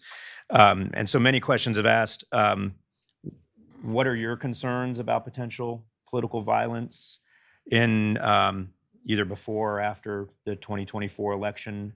And if you feel comfortable talking a little bit about how you're preparing yourself and your staffs for that. Shauna, why don't we start with you, if that's okay? Safety and security is always a concern. We work long hours. We may be there at 4 o'clock in the morning, and we may be there until midnight or later. It just all depends on when the last voter votes. And so safety is always a concern. However, one of the ways that we try to increase our security and safety is involving the sheriff's department and the police department. We have police and sheriff around our office throughout the elections process.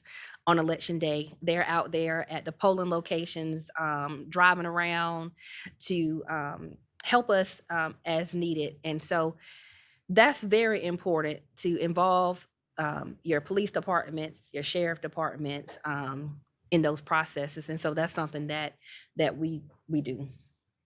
Judge, why not go to you now? We have a close relationship with local law enforcement, and I've never really had a situation that I was concerned about from a local level. But I will say that since 2020, I feel like one of my primary duties is to respond to open records requests, and we get a lot of them, and I'm amazed at the number of them that come from outside of Georgia.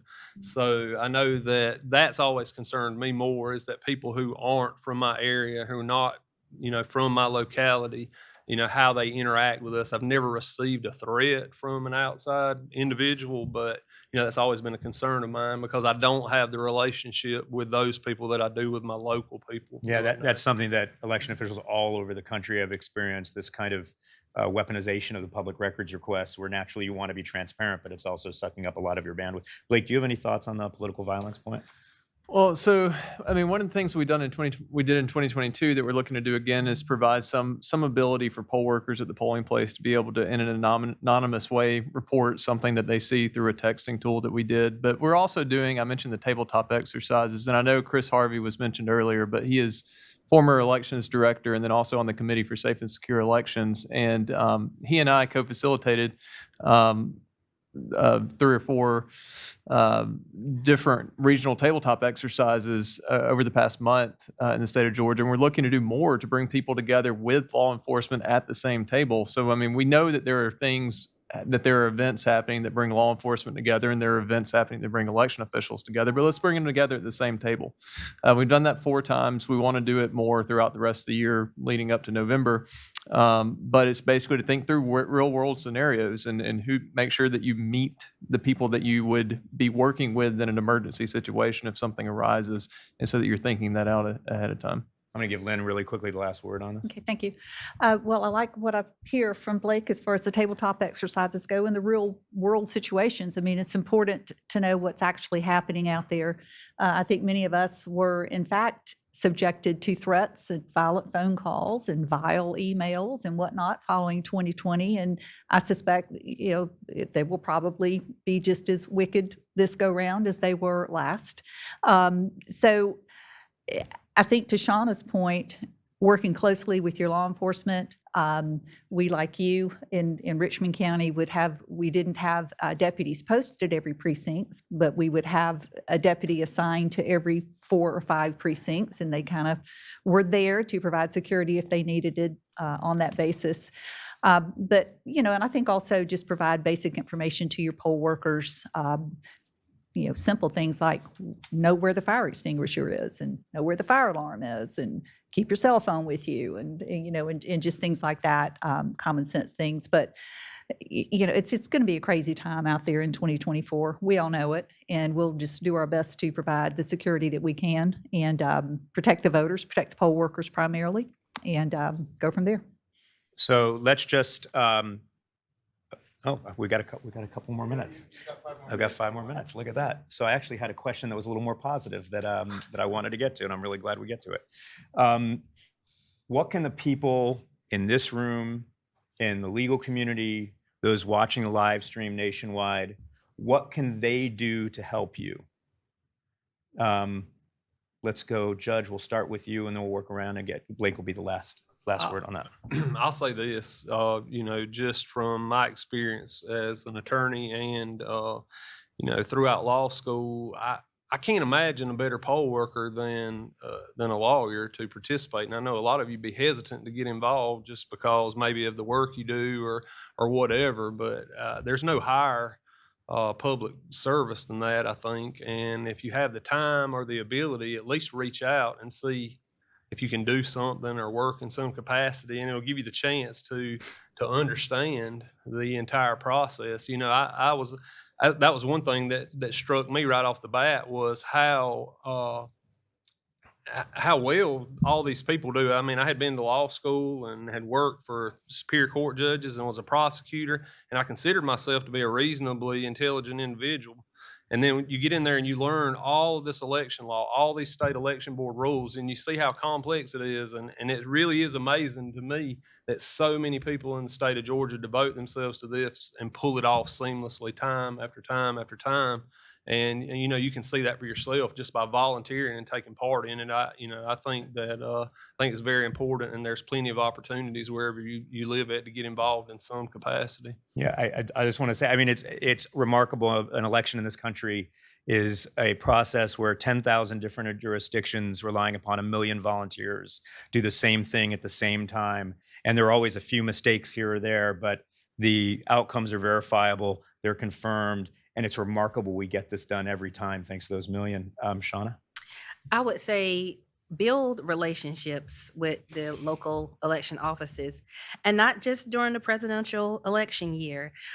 Maintain that relationship with the county election offices and also the county attorney, because we have a lot going on, and we have a lot of people coming to us with situations and events, and it will be helpful on our end to have that trust and relationship too with you all, that it just doesn't happen during just the 2024 election. Let's continue the process going back to 2020 and going through 2028. Never stop communicating, never stop letting us know that you're there. If you are interested in volunteering, build that relationship with us, because that will help us build also our trust in each of you. Well, I'll jump right on that wagon. The very best way to help, be a poll worker. Second best way, be a poll watcher. But get involved in the process somehow, if for nothing else, so that you as a citizen know what you're talking about when you're out there talking. Giving the right information to your neighbors, to people you go to church with, people you socialize with. But hands down, being a poll worker, it's the very best way to help your local election official and arguably democracy as a whole. We need good poll workers. Blake? I'm going to echo everything that they just said. Poll worker, poll watcher, and then use your local and state election officials as your trusted source for election information. When you're at your coffee shops, your breakfast places, or hanging out with friends, church, and you see a headline, don't necessarily always believe the headline. Get your information from your local election officials and your state election officials. That's a great point, because how many people in this room have seen something on social media that politically outraged you? I better see every hand go up. What you should know, and you probably do know, is that is exactly the intent of all of those, of every one of those posts. They're trying to outrage you. I heard a term, rage farming. It's literally what these people are trained to do. And the way they get to you is by saying something to you that you react to affirmatively. It feeds the way you already believe. I have fallen victim to that myself. Take a pause. Don't reshare it. Go look things up on the internet. Just don't just follow the links. This is going to be really important, because one of the things that Blake is kind of getting at is whether you volunteer to be a poll worker, whether you serve as a poll watcher, whether you work for one of the other parties, it's the best thing you do is to be an educated and informed citizen who's devoted to the democratic process. And that means we all politically have our point of view. We all want a certain candidate to win sometimes. Everyone in the United States has experienced the disappointment of seeing their candidate lose, I think. But we move on and we fight the next campaign if our candidates have lost, and avoid the prospect of those who are trying to who are trying to tear us apart, who are trying to pit us against our neighbors, to our fellow citizens of both parties who are making our democracy work, like the people on this panel and their hundreds of thousands of colleagues all over the country. So with that, I want to thank you all and all of your colleagues across Georgia and the nation. Can we give them a round of applause? They're just great.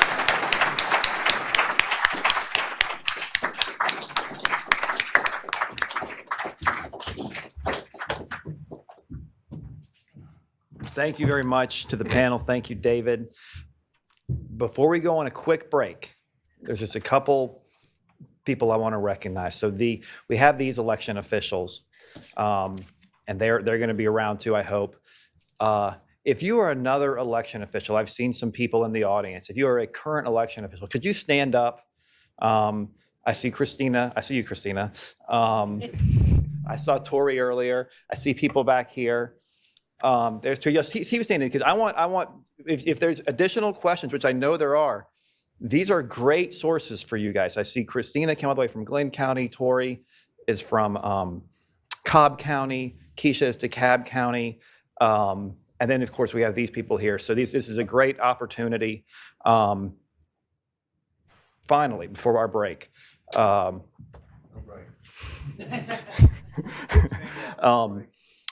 Secretary mentioned Representative Pack, former Representative Pack. I saw former Senator Jordan. I know she's a sharp attorney because she used to sue us. So I was on the receiving end of some of that sharpness. Well, she might have accomplished her goal, but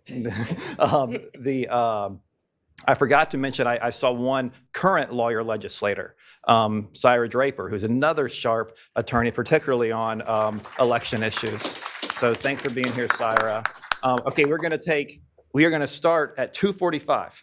So go stand up. If you have to use the restroom, there's restrooms right outside. There's also restrooms kind of around if you need other ones. 2:45 it starts, so quick break. Thank you very much.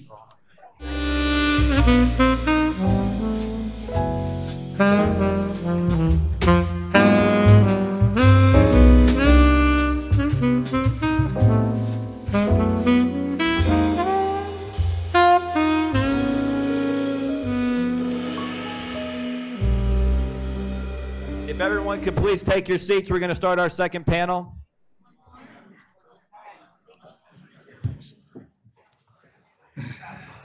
We're going to start our second panel.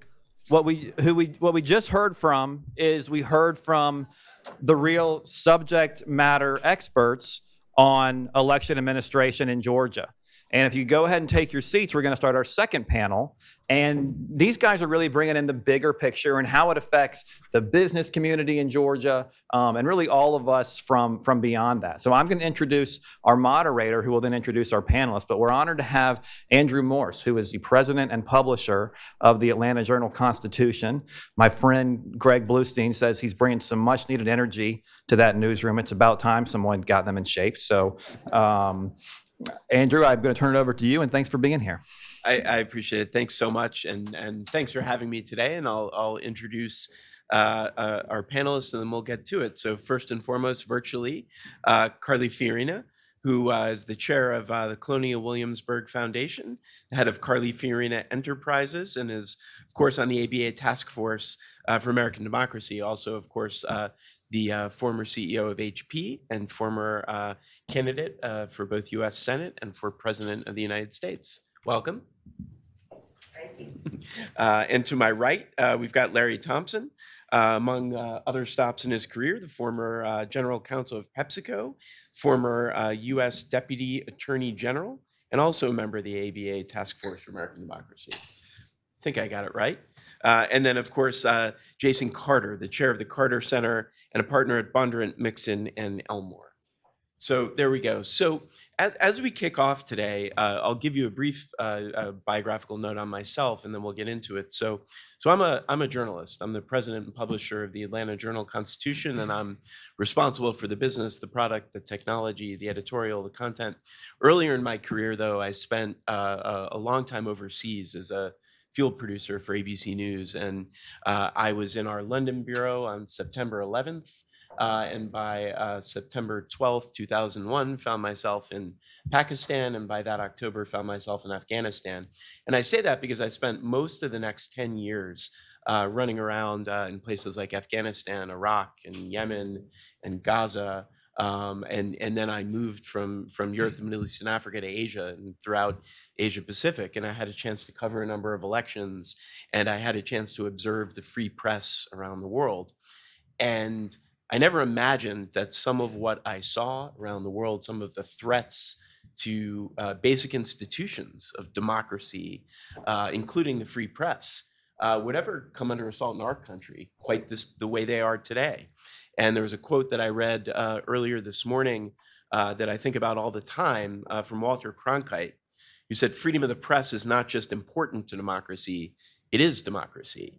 And I think when I think about the free press and the institution that is the free press, or I think about our judicial branch or our executive branch, any of our branches of government, the threats that we are living through in real time, both in the United States and around the world, there has never been a more important time for a gathering like this. So to begin with, why don't we start, Carly, with you as we kick off. And I know that you had some opening remarks about what democracy means to you as a former person who ran for president of the United States. If I may just start by commenting on the last panel. To me, what we heard was the best of American democracy. We heard our fellow citizens at the local level taking responsibility and accountability for the sacred elections process. We saw power for election being distributed locally, decentralized information, the important things in addition to elected officials, and the politicians have integrity and trusted. And so I just, to me, it was very inspiring. It's the best. But I want to, if I may, zoom out just a little bit and go back to Judge Moody's challenge to us at the start of this session, that all of us as citizens have a role in protecting American democracy. And while there are many democracies around the world, American democracy is quite unique because it is being a system to seize like elections, but also the Constitution, the rule of law. I think a little bit Americans are like fish. And I say that because fish don't know if there's a thing in one. It's just all around them. And I think Americans have gotten so used to this thing called See, it's a little bit like the air we breathe. Or fish. We take it for granted. I think we've talked to a place where we take for granted that we can say what we choose. We can look how we like. We can convene with whomever. We can protest, argue with anyone. We can challenge anyone or anything in a court of law. And yet, of course, as we look around the world to disease that exists, so have elections, by the way. As we look to autocracies around the world, we look, for example, in Russia. If you use the word war to refer to Ukraine, you end up in jail. And if you are a woman wearing the wrong thing or neglecting to wear the right thing, you end up in jail. Then, in Venezuela, you don't get to work where you want. Just basically tank the economy by owning all of the economy and trying to control it. And so Venezuelans, those that are left, are streaming out of that country. And of course, you know that in China, not only is there no freedom of the press, but there's no freedom of the internet, there's freedom of speech, there's no freedom to gather or to protest in it. It's a reminder that elections are an incredibly important process, but are unprecedented in the system that is American democracy, and that system is what the Constitution. And our system of American democracy, this is the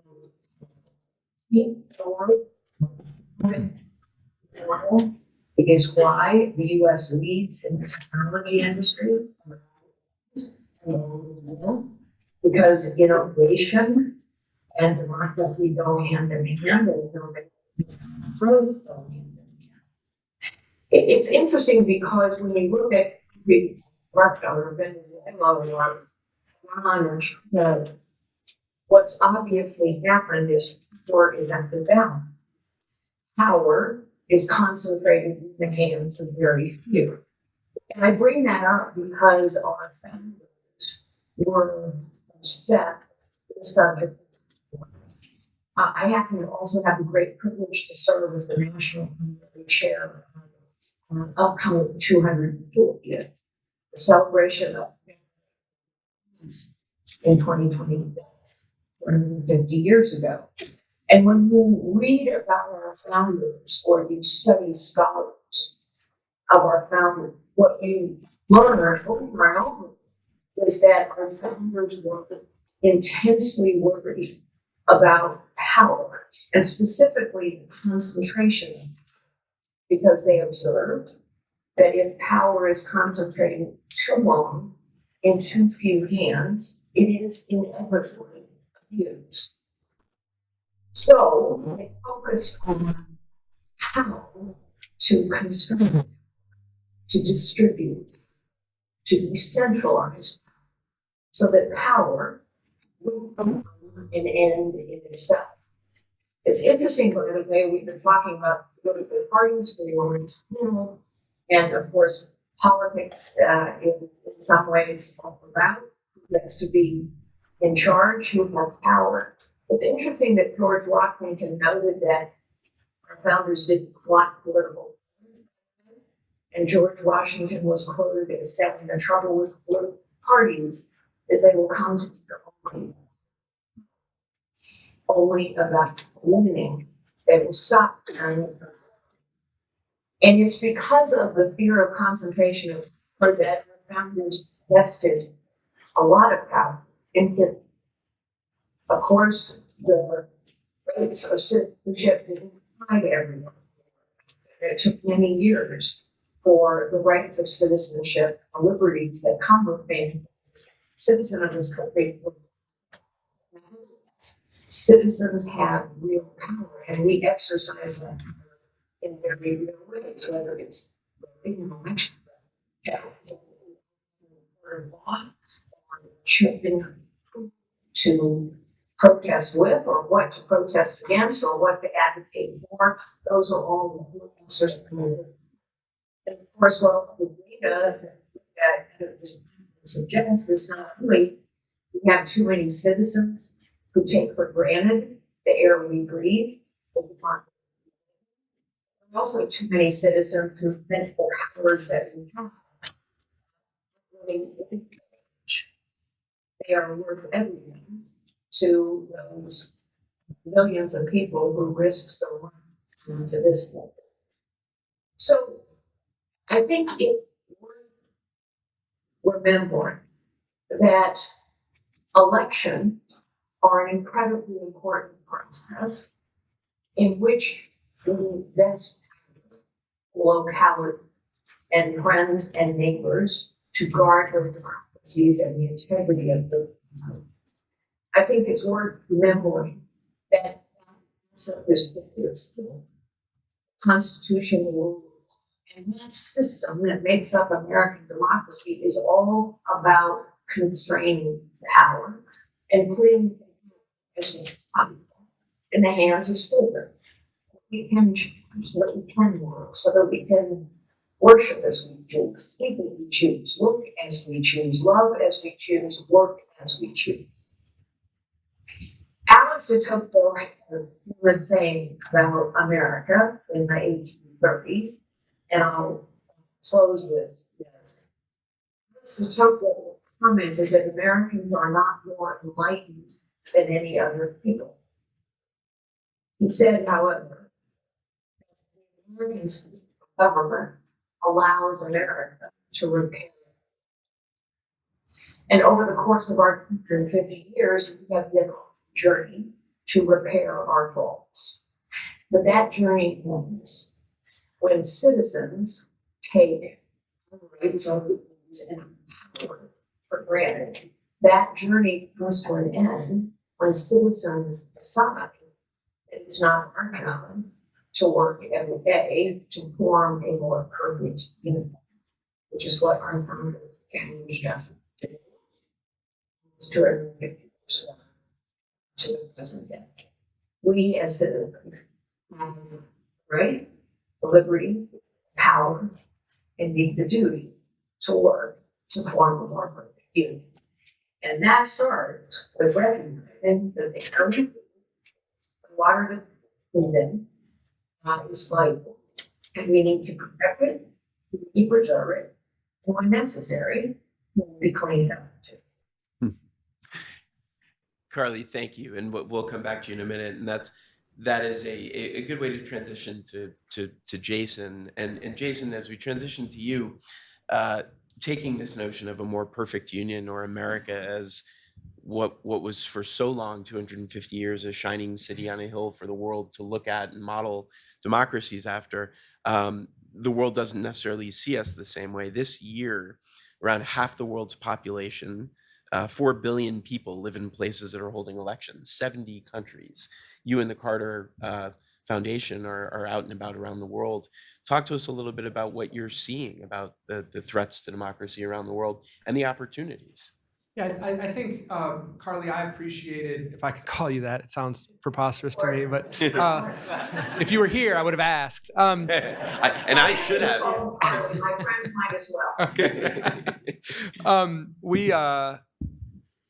I think that the idea of how we and what we take for granted or what we assume in this country is really significant. And I think as we one of the things that I think we have seen over time, and I have been just briefly, I'm a political dinosaur in a lot of ways, because to the extent I ever had a political career, it was in this era that is so far bygone now, 10 years ago, that it's unrecognizable, right? I mean, but at the same time, I have maintained, in addition to that brief political career, I have been in many other places and seen lots and lots of other elections. The Carter Center itself itself has observed over 100 elections in 40-something countries. And what that looks like is just different. And even just to tell a quick personal story, when I was in the Peace Corps in South Africa, Nelson Mandela was the president, and I was there for the election of Thabo Mbeki as the second Black president of South Africa. And my enduring memory of that day is just what an incredible, glorious celebration it was. Not because they were getting a better president, they weren't, but because they were getting this opportunity to vote again. And, the first time they thought about it and believed that they might get that opportunity. And the second time, the people in this community, there was, I think, 1,400 people. Where I lived, people carried their water from the river and they built their houses out of sticks and mud. And it was a very rural place. There were, I think, 1,470 people who registered to vote. And there were 1,460 something who voted. And the other people had all passed away between the election time and the election day, between the registration time and the election day. And it just drove home for me this idea that it is possible to have this democracy that is a celebration of the kind of freedoms that Carly was just talking about, that is a celebration of who we are and how we participate, and of itself is this remarkable affirmation of our humanity. And then somehow, some way, we end up covering it up with all this garbage. And even when I was running for office, even if I think about running for office again, I think our politics, it's so gross. Why would anybody want to do that? And that just demonstrates how far we've come. But to Carly's point, and I'll answer the question specifically. One of the things that is true and real that you get when you compare democracies, when you compare electoral systems, is that there's a collection of issues that are common to everyone who wants to participate and who wants to believe that this system of government works. And one of the things that we have done in looking out at all these many elections, and we can tell war stories about these elections all the time, but there's at least been 2 occasions where I have personally observed an election, discovered and uncovered and reported an attempt to steal the election that affected the outcome.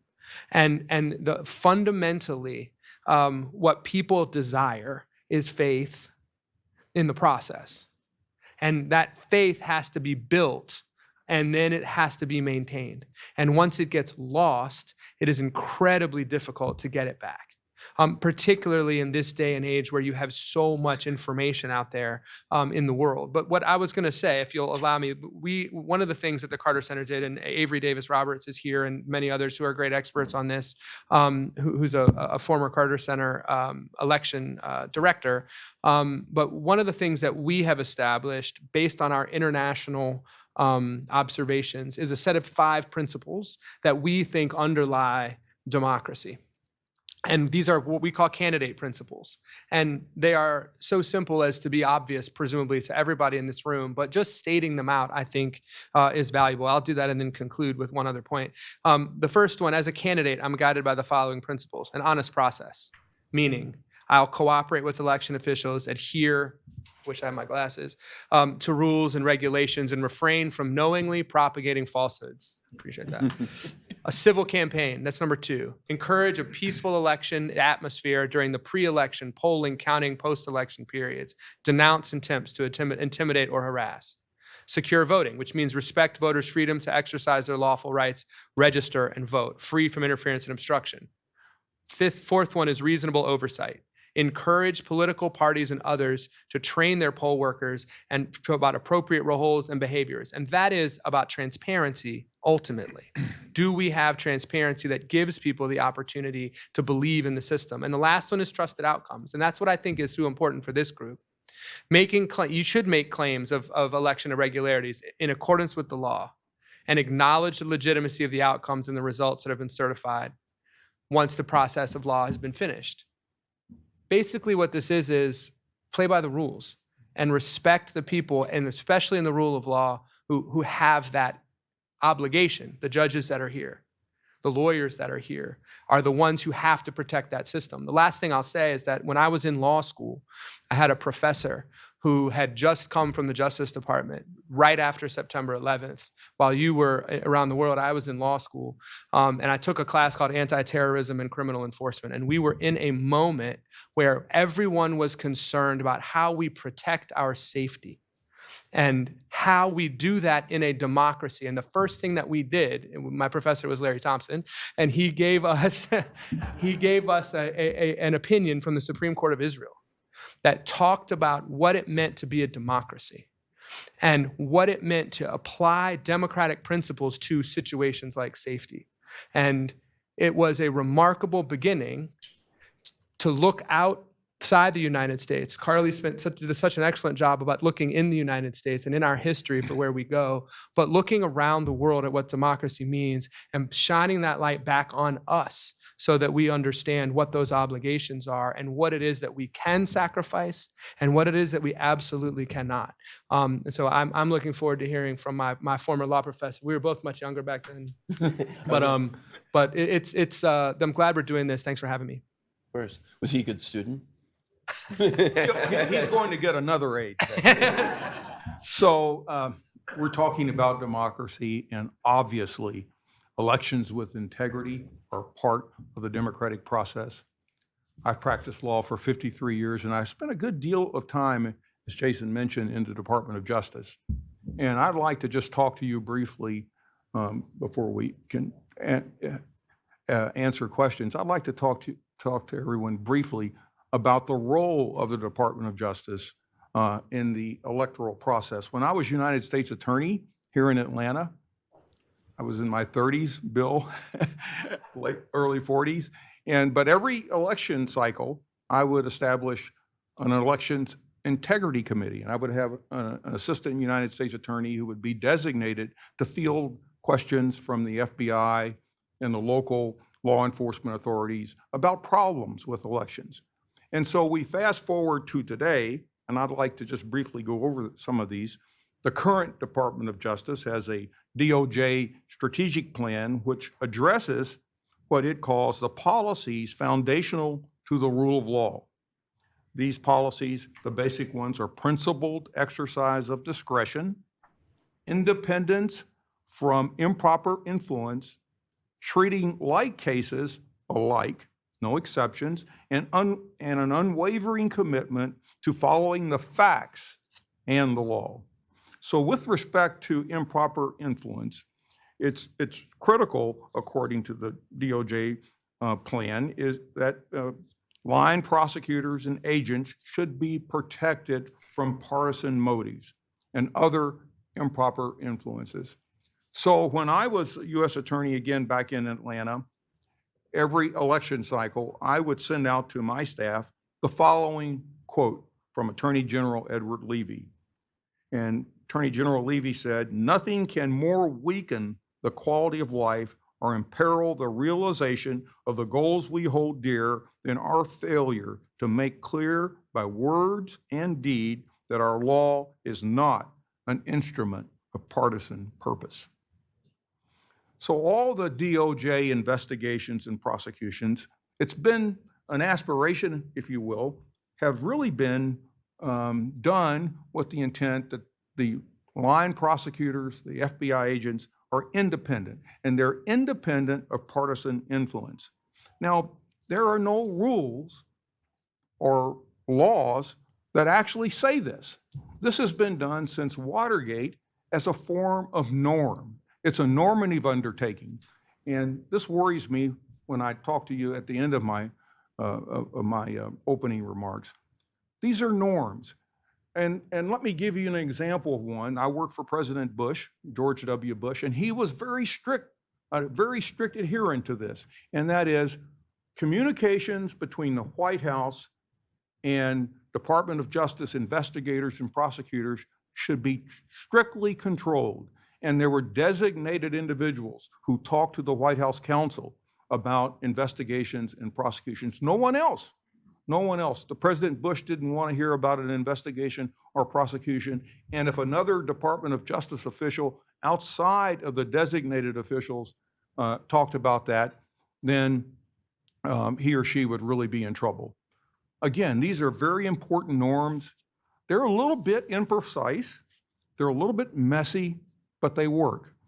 And I don't want anyone to think that when I'm talking about independence, that I'm saying that the FBI or errant prosecutor should be not held accountable. There are ways we can hold errant prosecutors, errant agents, bad agents accountable. But what I'm talking about is the independence of investigations, the independence of prosecutions from partisan influence. Now, let me tell you what's really worried me. The Heritage Foundation was mentioned by Secretary Raffensperger. And the Heritage Foundation has just issued a very exhaustive report about how the Department of Justice should work in what it calls the next conservative presidential administration. And this report, according to the Heritage Foundation, was aided by the America First Legal Foundation. So I want to just point out to you two things in this report that really bother me. The first is eliminate the 10-year term for the FBI director. The report notes that the FBI director must be held politically accountable to the president. Now the FBI director has a 10-year term. Of course, the president can fire the FBI director, but now with the 10-year term, the president has to explain why he did not allow the FBI director to serve 10 years, and he will have to be held accountable to the public for why he circumvented and undercut the 10-year term.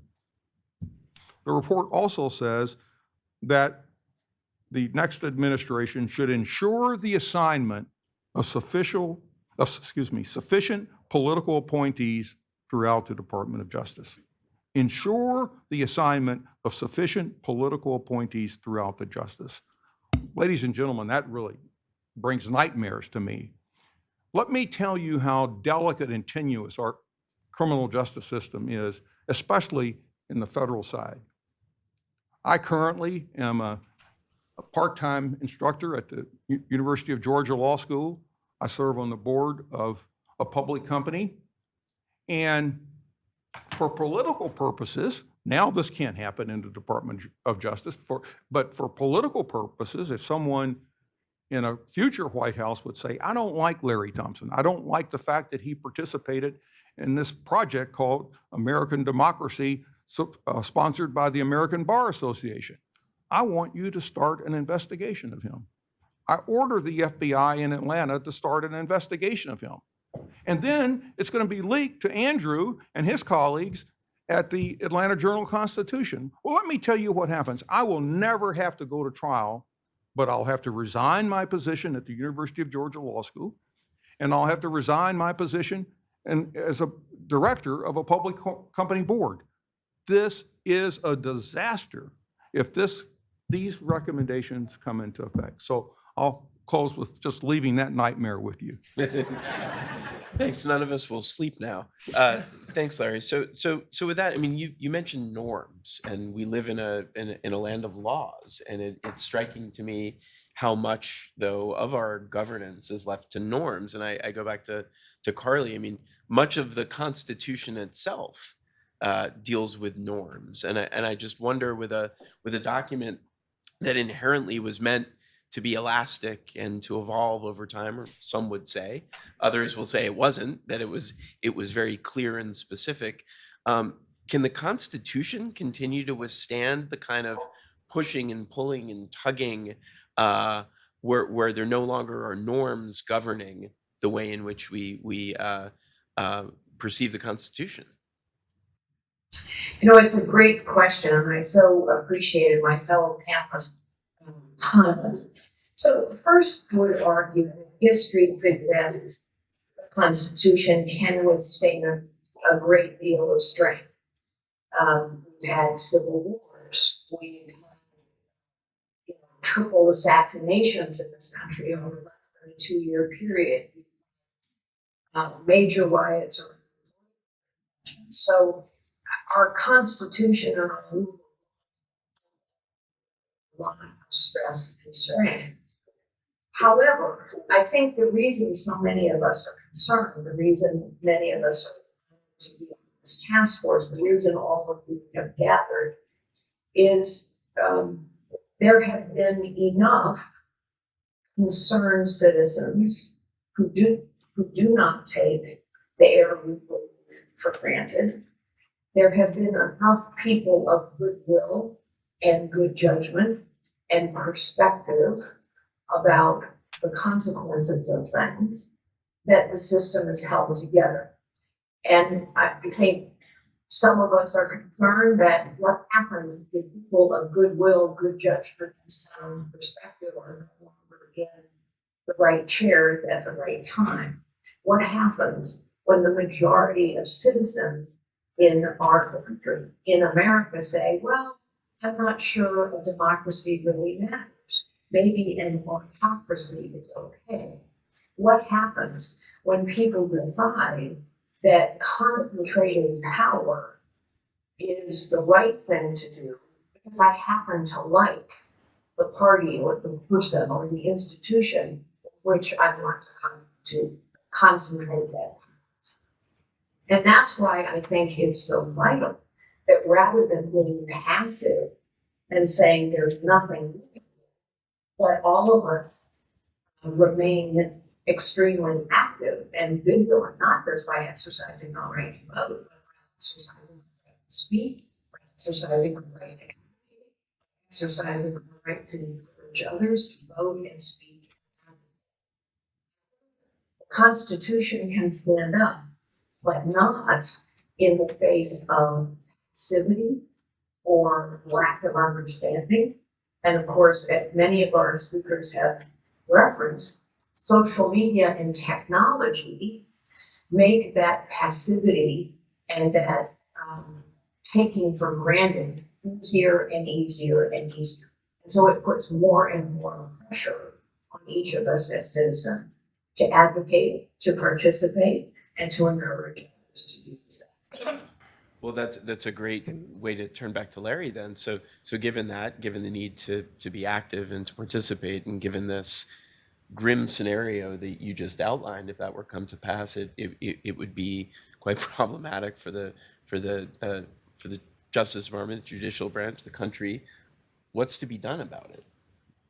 Well, as Carly said, and as what Judge Ludig said, is that we, the people, need to be aware of what's going on. We need to make certain that we find reprehensible anyone who is presented to us as, say, for example, a candidate for election, anyone who will deviate from these important norms. We need to be active in terms of potential legislation that can strengthen our laws. We had a Supreme Court decision a couple of years ago that really, in my judgment, gutted Section 2 of the Voting Rights Act, which is a very important provision.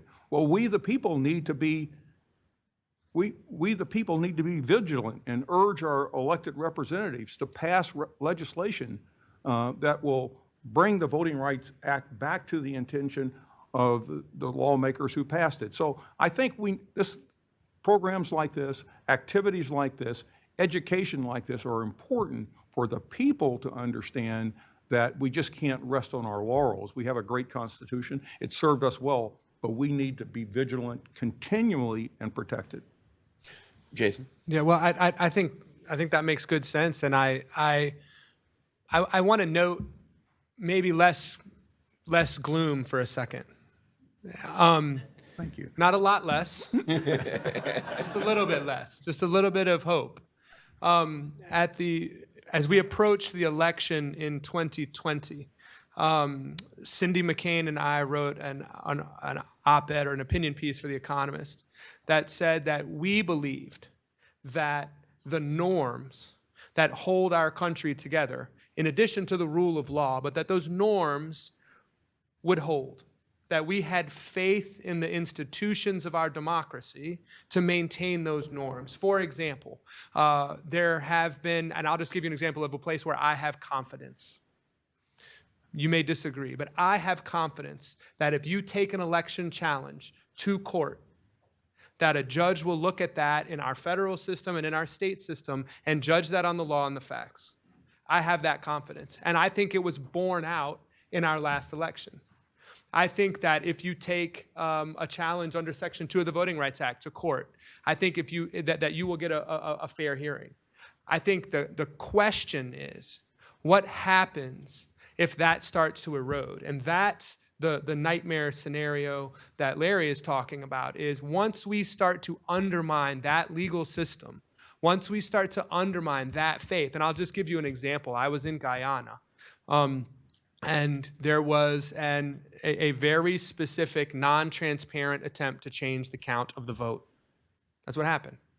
And the government that was in power said, we are going to stop the public count in our stronghold of the ballots, and we're going to count it in this back room, and then we're going to come out and tell you how it comes out, right?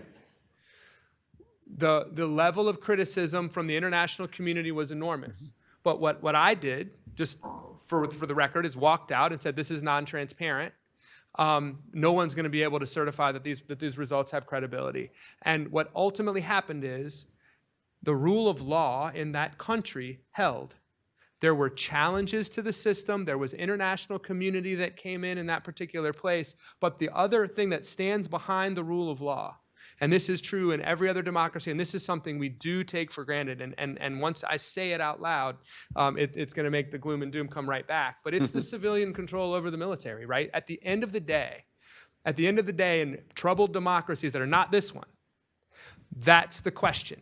Because we can say, I control the army, I control the police, you tell me that the court says this, I tell you, I don't care what the court says. That's a different question. And in Guyana, it held.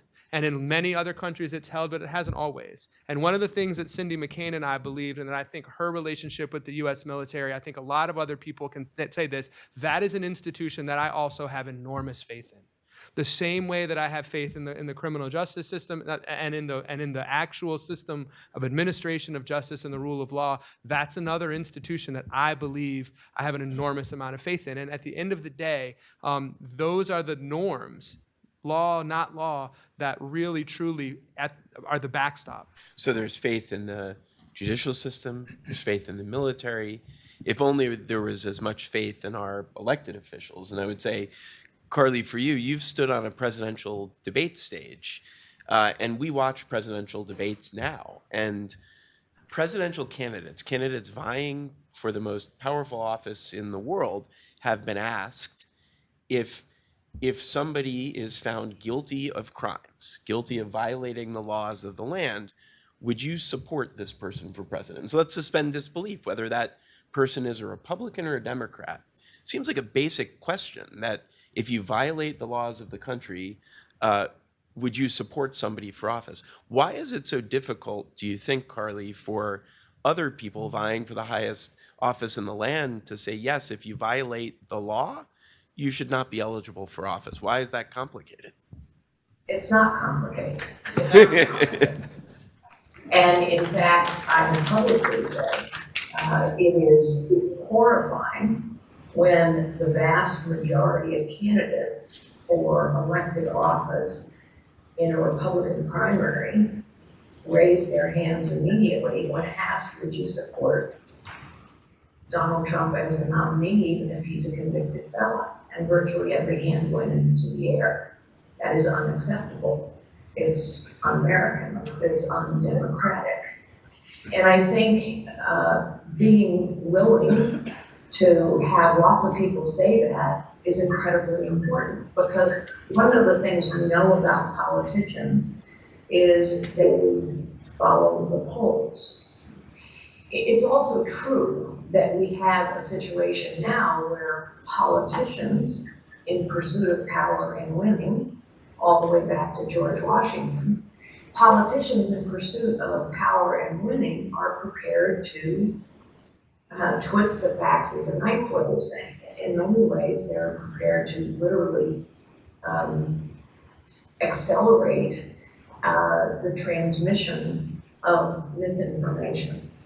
And that too has to be called out. I also say, because people follow a leader, and if they're told something over and over again by officials that they should trust, then human nature as I guess it must be true if all these people say it. I think the other thing we need to acknowledge, and I know on the task force we speak about this a lot, and I hope it is spoken about a lot in law schools now and going forward. Part of the confusion that I think a lot of citizens now have around the rule of law is so much of the confusion is being argued between lawyers. And so you have, let's just face it, there are lawyers, some of them very famous, who are spreading falsehoods. There are lawyers who are refusing to accept the rule of law. There are lawyers who are putting forward theories of the case that simply do not follow the facts of the law. And so all of that has to be said over and over and over again. And those who are courageous enough, principled enough on both sides of the aisle to say what needs to be said need to be lifted up. That's definitely true. So Larry, I turn to you on that question. You know, if elected officials, if contenders for president aren't willing to stand up and say, if you violate the law, you shouldn't be fit for office, does that put more pressure on the judicial system itself? Are we now seeing the judiciary as the last line of defense in America to a certain degree? Well, I would agree with Jason in terms of the optimism I have, and that it's in the judicial system. But before I get to that point, we need to realize through programs like this that there are real consequences to upholding these norms that are so important to democracy and the rule of law. The Secretary of State mentioned B.J. Pack. I don't see B.J. He's here. back there. But B.J. followed the norms, he followed the rule of law, he protected democracy, and he suffered adverse consequences, I think. So we have to understand that a lot of us need to not only attend sessions like this and then go forth and educate our fellow citizens, but we need to protect people who do believe in the rule of law and who do believe in democracy. To answer your question directly, I'm an old guy, and I know every member of the Supreme Court except for Amy Coney Barrett. Two of them have worked for me in my legal career in the Justice Department. I don't agree with a number of their philosophies, but I really believe that 8 of the 9 that I know strongly adhere to the rule of law, strongly believe in our democratic principles. We may disagree with the outcome. I disagree with their decision in the Voting Rights Act case on Section 2, but I do have a lot of faith in their fidelity to our democratic principles.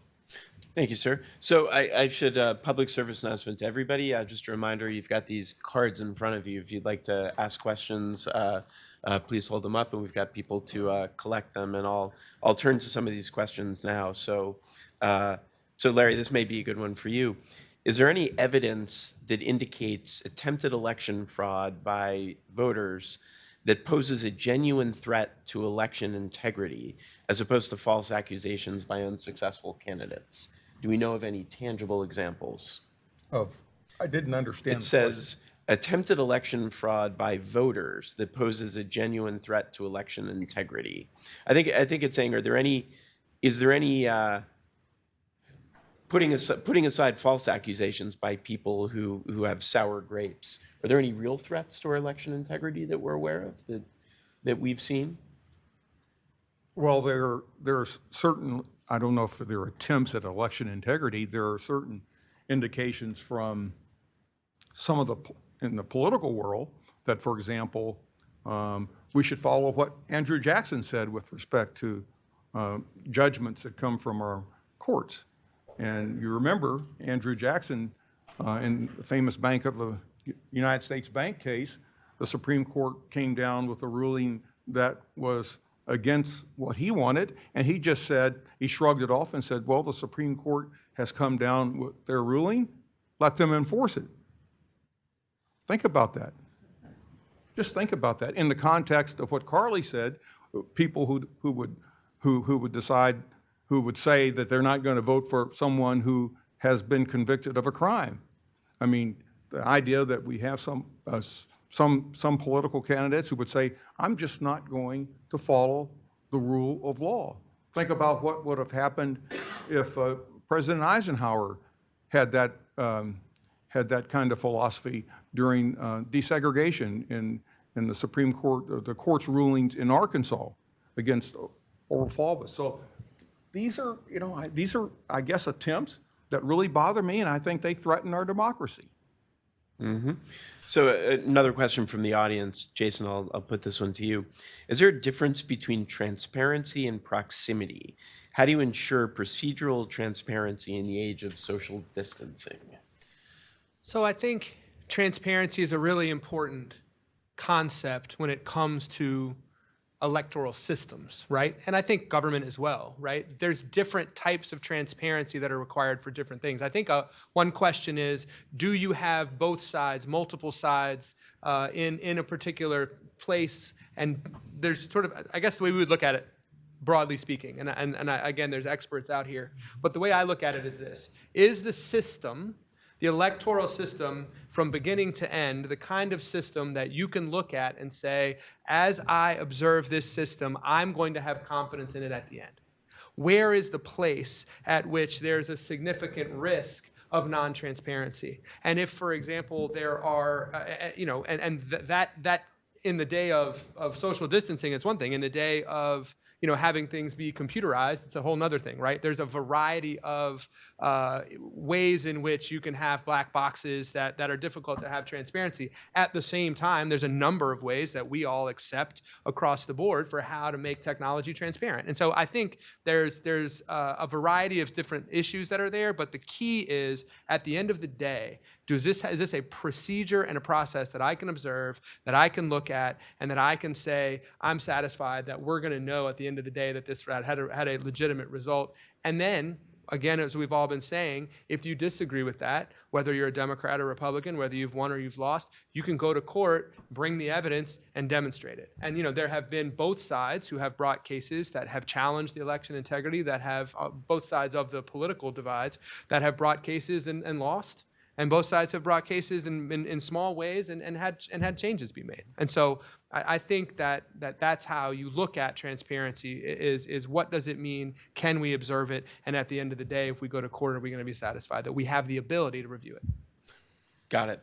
Carly, let's turn back to you for a minute. We've got a three-parter. I think these all three go together, so I'll weave it. So the first was, what's the role of national political parties in restoring confidence in American democracy and elections past and future? Second, related, is what can the state of Georgia political leaders do to influence their national parties of interest? And the third was, isn't this where lawyers can actually do the most good? So what are the roles of the political parties? What can we do here in the state? And shouldn't we leave it to the lawyers?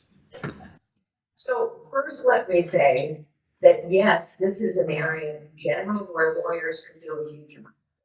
This is where I congratulate President Mary Smith and the Bar Association for standing up this task force, because I think lawyers, law students, law school, a huge role to play in making sure our processes are transparent. To Jason's point, they can move along holes, and we all can have faith in our systems. And I say that someone who dropped out of law school in the first semester, my father was devastated. He was at one point a president of the American Bar Association. So I'm sure he's very happy that as the only non-lawyer on the task force, I get to even address him today. The second thing I just want to punctuate is the importance of process. I was really taken by the previous panel of amazing election officials that spoke and talking about the importance of relationships and the local nature of elections so that people trust what's going on as their friends and neighbors. And process is incredibly important because it is a transparent, verifiable process that over time builds trust across geographies and throughout the nation. So that our processes are just. So now to the top of your question, the role. Yes, wouldn't that be nice? If our political parties at the national level were helping to instill confidence. Unfortunately, that's not what's happening today. And I think, honestly, it's why I went all the way back to George Washington and just party. I think we have to be realistic that a great deal of the distrust and mistrust in our elections system and rule of law is in many cases being exacerbated by national party. And so don't think, to me, it's a reminder that we as citizens can't sit back and hope somebody up there just fixes it. Isn't it somebody else's job? Isn't it the role of a national political party? Isn't it the role of some candidate to come save us? Actually, not. What I think history tells us is that proximity to lots of power over time. It does not clarify over time. And so citizens have to stay active. However, now switching to the second part of the question, this is where I think Georgia is a sterling example. I would say my own home state, the Commonwealth of Virginia, is another sterling example of where actually it's been that elected officials of both parties in Georgia not only have done everything to ensure the transparency and have also, to Jason's point, taken incredible pressure, withstood incredible pressure and criticism in order to do so, but have also linked arms worthwhile and said, no, we stand by our processes, we stand by our outcomes, we stand by our results, and you can trust them. And so, in a way, I think there are three critical constituents that can help save democracy all the way back to this point. I've just touched on all three of them. Number one, we as citizens. Number two, lawyers and law schools and law students to reinforce the code. And number three, states. Because states are doing a really good job in a bipartisan way of reassuring people in their states, and Georgia is a shining example, that yes, we have processes to be trusted, the rule of law can be trusted, people on both sides of the aisle lifting each other up in the statement. Thanks, Carly. Larry, let's turn to you with the next question from the audience. So many young Americans feel reluctant to participate in politics due to the influence of money in politics. What can the ABA task force do to address the issue of money in politics? Would you consider supporting a constitutional amendment to address the issue? That's an interesting. It is an interesting question. Easy question. Yeah, exactly. So there are two things in terms of why we are here that bother me in terms of protecting the integrity of elections and protecting democracy. Number one is the lack of faith in our system, a lack of faith in elections. We had the previous panel, which if you observe that and heard that, you know that things are going really well, very professional. But nevertheless, the majority of Americans, every poll I've read, have a lack of faith in the outcome of our elections. That's number one. And number two, the threats, violence, intimidation. So in terms of the money in politics, Citizens United is a case that has, I teach every semester when I teach corporate governance at the University of Georgia Law School. Citizens United has been much condemned. But when you really look at the facts, and Jason, I think you guys may do something about this, but when you really look at the facts, it's not the corporations whose right to participate in elections was upheld by the Supreme Court. It's the dark money, all the dark money channels. It's not the corporations because of the disclosure provisions. Corporations have to disclose their participation. Those disclosure provisions were upheld in Citizens United. So we have all this dark money. Do we need legislation to deal with that? I think we do. I don't know if that's possible in today's world. Yeah. But I do think in terms of how we finance campaigns, we need to do everything we can to make certain that people have greater faith in the outcome of elections. And when they see all this money on TV, I think that's another thing that undercuts people's belief that our elections are fair. Well, just one thing, sorry. Who benefits from running down the system, right? Who benefits from undermining the faith? And there's, frankly, there's folks on both sides in different ways that benefit from different types of argument like that. And so if we can figure out who benefits from it, I think for a long time, there was a lot of money, and this is, people may or may not know my partisan background, but maybe it'll be clear with this. There was a long time where there was this belief among a collection of very rich people that if you could prove that government didn't work, you'd end up with smaller government. And so you run down the government in really significant ways. Well, at some point, you got to have a government that does something. You got to have some faith in it. And so there's a lot that goes on. And I say that as an example in the past. Today, it's a very different question.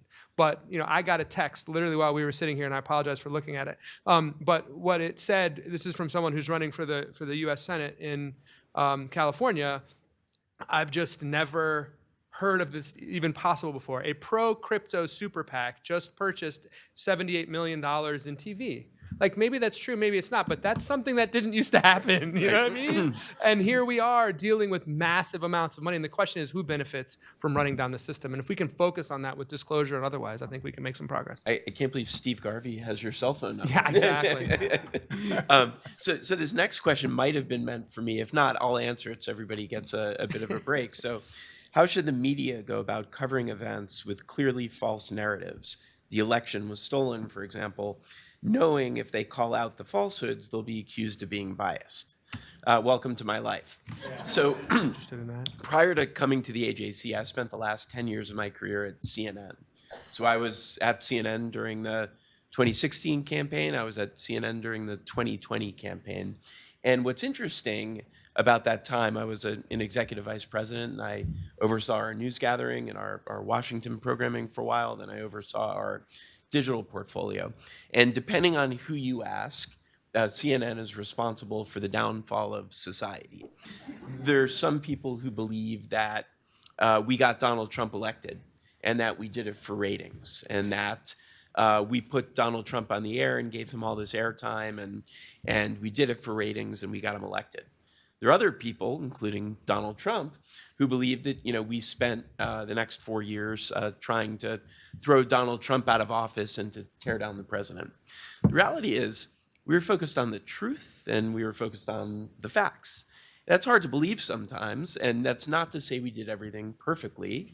And there were times for sure, and we've talked about this in some of our primetime hours where we did get more into that realm of opinion. But when it comes to reporting, we set out to report the truth and the facts. And unfortunately, what we found during the last 4 to 6 years of our national discourse was when you report the truth and the facts, and some people don't agree with the truth and the facts, no matter what you say, you'll be positioned as biased. Again, that's not to say that CNN or the AJC or the Wall Street Journal or Fox News or other organizations always get it right. But with the exception of maybe one organization that I just listed, every organization that I just listed is focused on the truth and focused on the facts. So I think it's really important. I don't think we can let falsehood stand. And we do this at the AJC. We have a robust political team. We have a robust investigative team. We have independent journalistic resources who are deeply committed to the truth and the facts. And they can't be afraid to call things out. I think we have a responsibility to public discourse. We have a responsibility to society to highlight falsehoods. And we'll continue to do that at the AJC. And I think the bulk of the media will continue to do that. That said, we're having to look at ourselves. And I think newsrooms are looking at themselves seriously because the stakes are so high. And I think unconscious bias across the board seeps into newsrooms. It seeps in from all sides of political ideologies. And we need to guard against it. But I think what's important for me that folks in this room and folks beyond know about every newsroom that I've ever been a part of is that we have no ulterior motive. We have no greater agenda. We're not there trying to drive ideology. We're there for the truth and we're there for the facts. It's not to say we get it all right. So I don't know if any of the three of you have thoughts on that, but my view is we have to call it out when people aren't telling the truth. I mean, I think the bigger question is, I think I agree with you 100% and I believe you.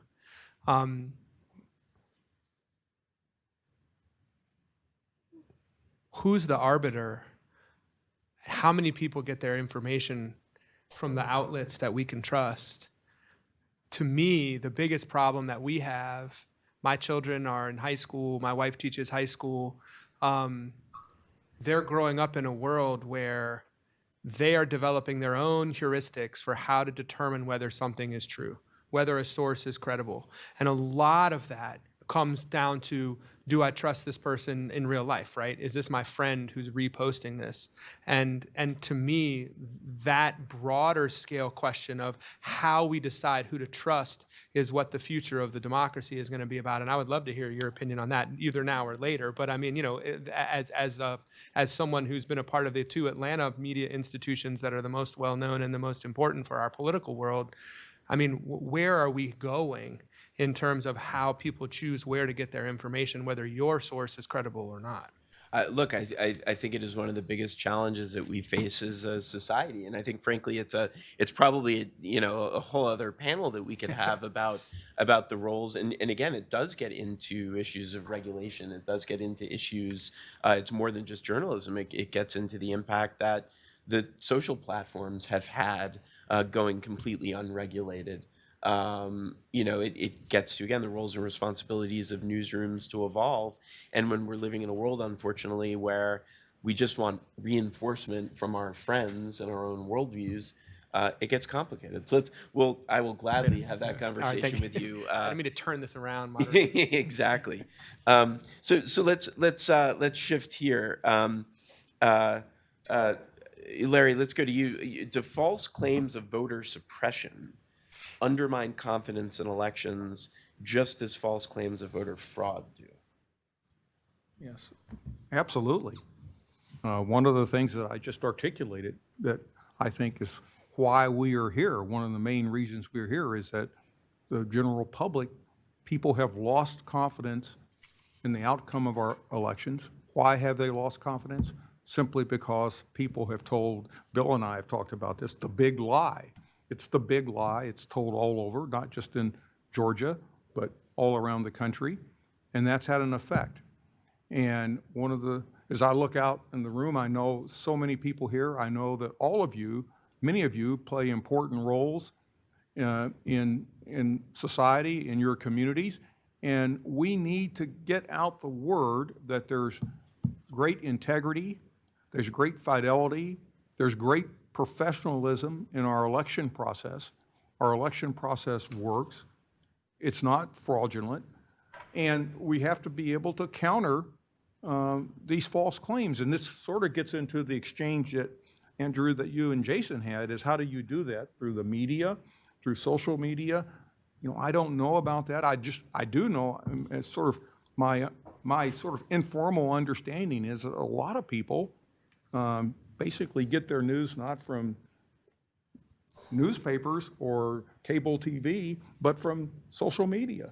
and a lot of that's not worth anything. So I think these false claims are very important to counteract. Well, and so let's jump off of that and go to Carly, who of course ran a large technology company. So technology. This question from the audience reads: technology, particularly social media, has dramatically changed the political discourse and spreading of misinformation. So this gets right at the heart of what I raised before. Should Congress regulate social media? And if so, what would that mean for the First Amendment? How would we even contemplate that? Yeah. So before I answer that question, Andrew, let me just make a couple remarks that are related. So absolutely, social media makes distinguishing the truth from falsehood even difficult. It's from falsehood even more difficult. And now let's layer on to this artificial intelligence, which is coming at us incredibly fast. It will be a factor. It already is. And of course, AI can be unbelievably very difficult to distinguish what is artificial, what is real. It is why I think advocacy around the truth and the facts from people like all of you is so important. Because as human beings, the only thing that gets through surrounded mutual and competing orders we know and people we trust. And what's one of the things that I think has happened is politics has become such a toxic topic that a lot of us as citizens we lean out of those conversations. And we don't want to talk about it. We don't have to talk about the policy aspects, but we do need to lean into the conversations of process aspects that we can trust the processes in our democracy, that we can trust elections. We don't have to agree on what people are voting for or against an election, but we can advocate and lean into the conversation about, you know what, you can trust for this process.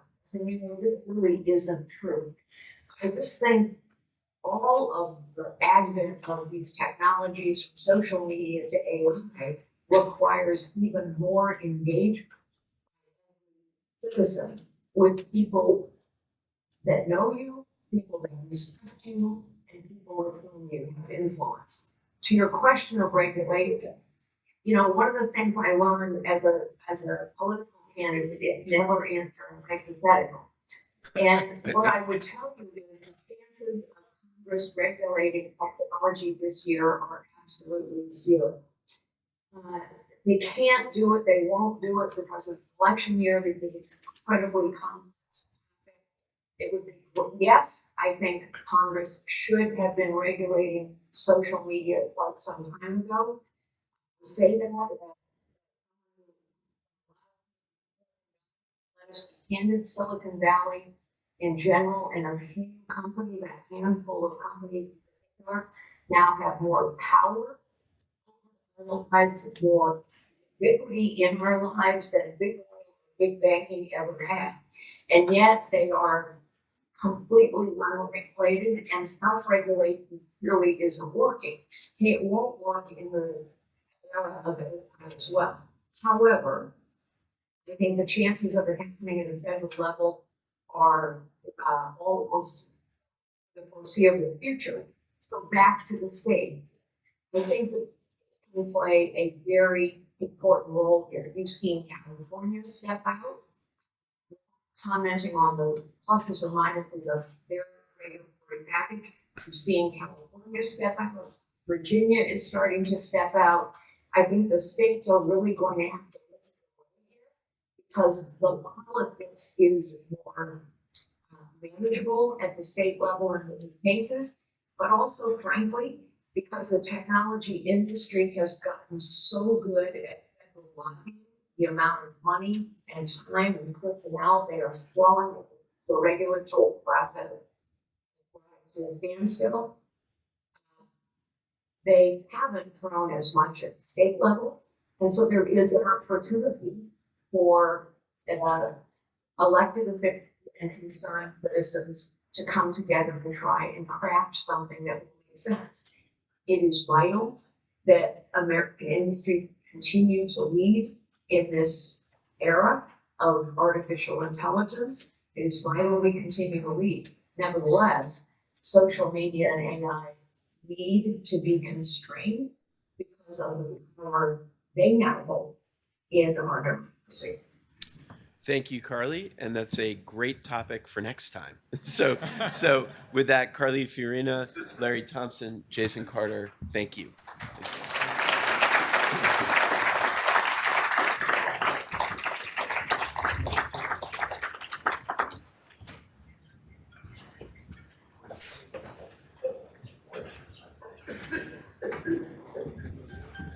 Thank you, Andrew. Thank you to the panel. That was great.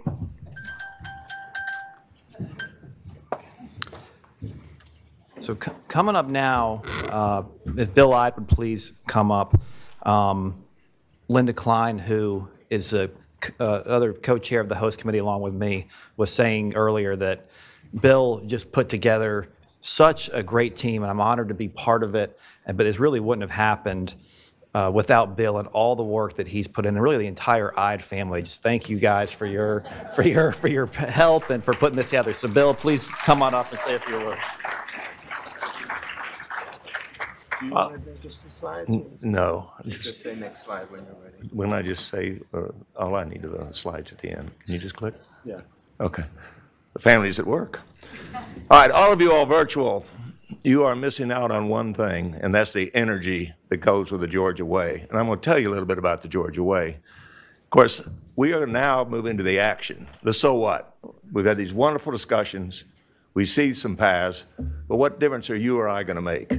And you heard that from the judge. By the way, the judge probably's locked the doors because we can't leave till we make our commitment. So, but let me talk to you a little bit about the culture, the energy that's in this room and the commitment, and explain to you the Georgia Way. So I was in 1965 going to go practice law in New York, and somehow I ended up clerking for Judge Griffin Bell. And this was the time when the Jim Crow era was under attack, where the courts were moving towards eliminating racial discrimination in a whole new way. Great divisions in the South. The Ku Klux Klan was burning crosses in the judges' front yards, billboards for saying impeach Earl Warren. Incredible energy on both sides. But the amazing thing was that the courts and the Georgians, through civic leaders, peacefully worked through a resolution at that time, which was really transformational. It was unbelievable. And too many equities still remained at that time, but the Georgia Way showed how you could make a path for progress. And that has happened ever since. Disagreements were high, but there was never, never the type of spirited polarization we're seeing nationally today. So here we had this incredible tension in our society, and yet the Georgia Way was, we always put togetherness above our disagreements about specific issues. And that's what brought me to Georgia for life, because there's a way here where we work things out together, hard as the issues may be. Now, later on, as chief lawyer for the Monsanto Company, where I worked abroad quite a bit in some challenging places like Africa, China, et cetera. And I also chaired the board of a global rule of law, not-for-profit. I observed spirited autocracy attacks using the classic fascist technique of them versus us, playing off of fear, playing off of anger. I never thought I would see that in this country, and it's shocking. And you heard that from other panelists. But that's why we're here today. It's time for the Georgia Way. We will not allow ourselves to be put into polarization against each other. We will learn to disagree, but we'll do it with civility. We'll do it with how do we work our way through this? We'll look at how we be listeners. And you heard then from our panelists telling us about this. The judge started out saying, we're in a ditch. There's a lot of uncertainty about democracy. And yet, we will figure our way out through that. And you heard on another panel talking about trusted voices are so important. And that's you, that's me. We haven't done enough, but it's time for us to learn up. What are the issues where we know, speak out, and speaking out can be with a relative that you think you could never talk to about politics. It's time we do talk about what the issues are, what our concerns are, and act out. We'll be poll watchers, we'll be working on civics. That's what we're all about now. And it's now the time for action. And then you heard about, it's sort of incredible, after you heard this panel about elections, how they work, how the people are in the middle there, wonderful people doing great jobs, and yet you have this cloud that's put out nationally about elections, and you can't trust elections. That's why we have these panelists. Once you know the facts, once you see how it works, it's incredible. So how do we allow ourselves to get into these norm shift where all of a sudden these clouds go over things that work so well? Obviously, the attacks on the election process are political. Oh, I don't like that count, so I got to figure out there's something wrong with the system. Well, unfortunately, now these clouds are here, and as a lawyer and someone like Larry that very much tries to work with law schools and editors, the notion that over 60 courts ruled that the 2020 elections were correct, and yet like 19% of Americans think that it wasn't correct. How did we get there? How did we lose our trust and faith in what courts are all about? And that's what Larry was talking about, the separation of powers. If all of a sudden we can't trust the judicial system, then we're lost. Actually, if you look at the 2020 election, it was the judicial system that stood tall that got us through it. And it was courageous people in the Department of Justice that stood up and said, I will quit before you ask me to violate the law. So if each of us will learn up on these issues, we'll find ways that we can do something. And that's going to be the magic of how we work together. And then, and I was very inspired by the wonderful people that you've heard up here on these panels. And then you heard our last panel about democracy. And it has taken us 250 years we've had this democracy that's taken us from the Constitutional Convention all the way up through here, and it served us so well. And those of us that observed abroad, and there have been many studies about them, democracy capitalism is what has made us so strong, which has made us the beacon. And if you lose that democracy, as our experts showed, and all of a sudden you're into an autocracy, good decisions don't get made because it's not a merit selection. It's, are you in the loyalty club? So the facts are there, and we just have to start the march together. So how do we do that? And that's what we have worked out now is we're into the so what. We met, we talked, so what? So we formed a committee.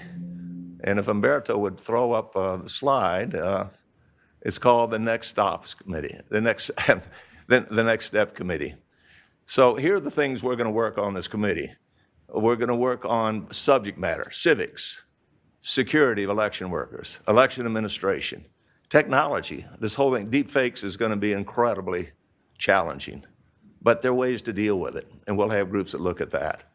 Innovations. Maybe there are better systems like eliminating party primaries that would help us get rid of polarization to the degree it is. We need to open our thinking. And that is where learn up, speak out, act up. That's what we will do. We will also act by vocation. Lawyers have a lot of work to do. We have not policed ourselves the way we should, as you've heard that from Carly. And we also have not been standing out as we should to get the truth out there. So we will do that. We will work on that. And then there's these wonderful groups. We got this lawyer talk about lawyers and we should do a lot, but everyone can do a lot. And it can be business people can do a lot. Doctors can do a lot, the clergy. And that's what our committee will seek to do in Georgia, is find people that care. People will say, what can I do? Some of us, it may be, is just learn up, act out, maybe just sharing with neighbors, sharing with friends. That's fine. Some of us others will form committees where we'll get out and we'll work on civics. You've seen the statistics. It's just, how do I even say it? We're so far behind on civics.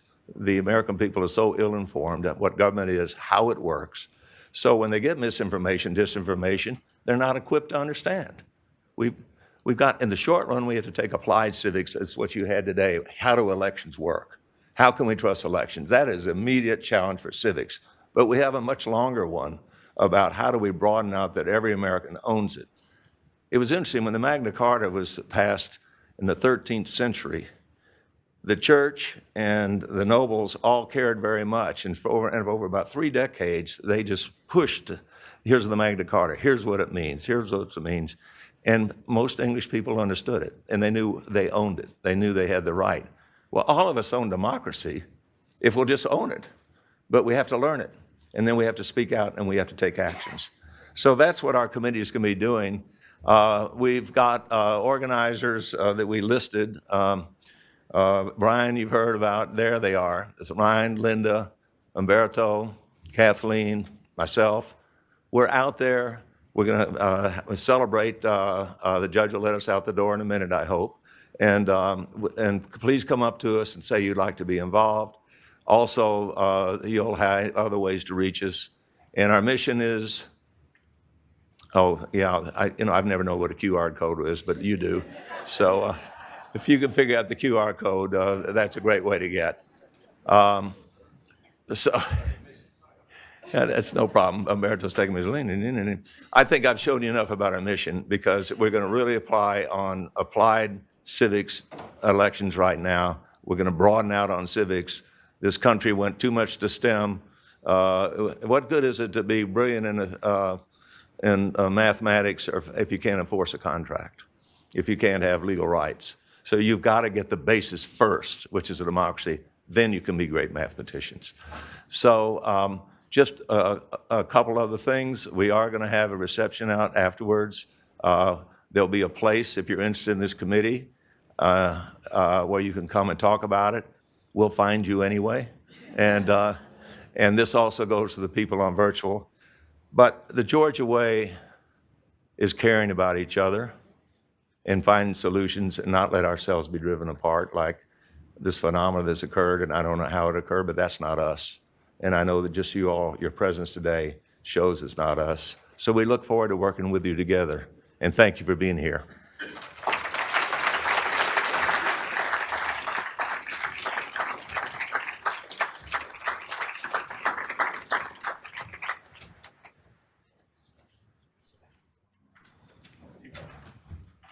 Here comes the judge. This is impromptu, to say the least, but listening to Bill, listening to all of the speakers, listening to your questions, it occurred to me that the best possible wrap-up of this event, and indeed the best possible wrap-up for this effort to save American democracy this year, was, of course, spoken by the great Ambassador Andrew Young yesterday at the Rotary Club here in Atlanta. So I was asked just to come along, tag along, and have lunch in that meeting room, and I could not believe the words that I heard from that man for just about an hour straight. As soon as he finished, I made my way up to the stage and introduced myself and said, Mr. Ambassador, you don't know who I am, but I know who you are. I said, I'm Judge Ludig, but all I want to say to you is that I'm just about as old as you are, sir, and I've never heard so much wisdom from one man's lips that I have heard for an hour straight from yours. And then I said, I wish I had transcribed every word of it. I only had time to write down my favorite. And he said, Judge, what was that? And I said, you described all of your efforts in your lifetime to bring all of us together, the Atlanta way and his global efforts when you said, in response to a question, how did you do this, Mr. Ambassador? You said, well, I don't really know. It was just white people, white folk. It was black folk and every other colored folk. We just got in a room together as friends. And when we walked out, we were all united. I said to the ambassador, I said, well, not nearly as eloquently as you did. That's what I said to Congress when I testified and Congress asked me, well, Judge, how do we get out of this mess? And I said, I don't know. I said, but I know where we start. And they said, well, where do we start? And I said, we just need to start talking together again as friends, as fellow citizens, as neighbors, and all American patriots who share the same dreams, goals, and aspirations for the United States of America. And they said, well, how do we start that conversation, Judge? And I said, Congressman, all it takes is 1 or 2 or 3 or 4 or 5 or 10 of you, our public representatives, to begin that conversation and lead America in that conversation, and our problems will all dissolve right before our eyes. So that's what we're all about at the ABA Task Force. That's what we're asking you, not just the lawyers, but the American people to do, is just, let's just begin talking together. We've never been enemies. It's our public officials. It's in their interest to make us out to be enemies of each other. We've never been enemies of each other, and we're not enemies of each other today. But we're going to have to tell our public officials that. Thank you very much for coming today.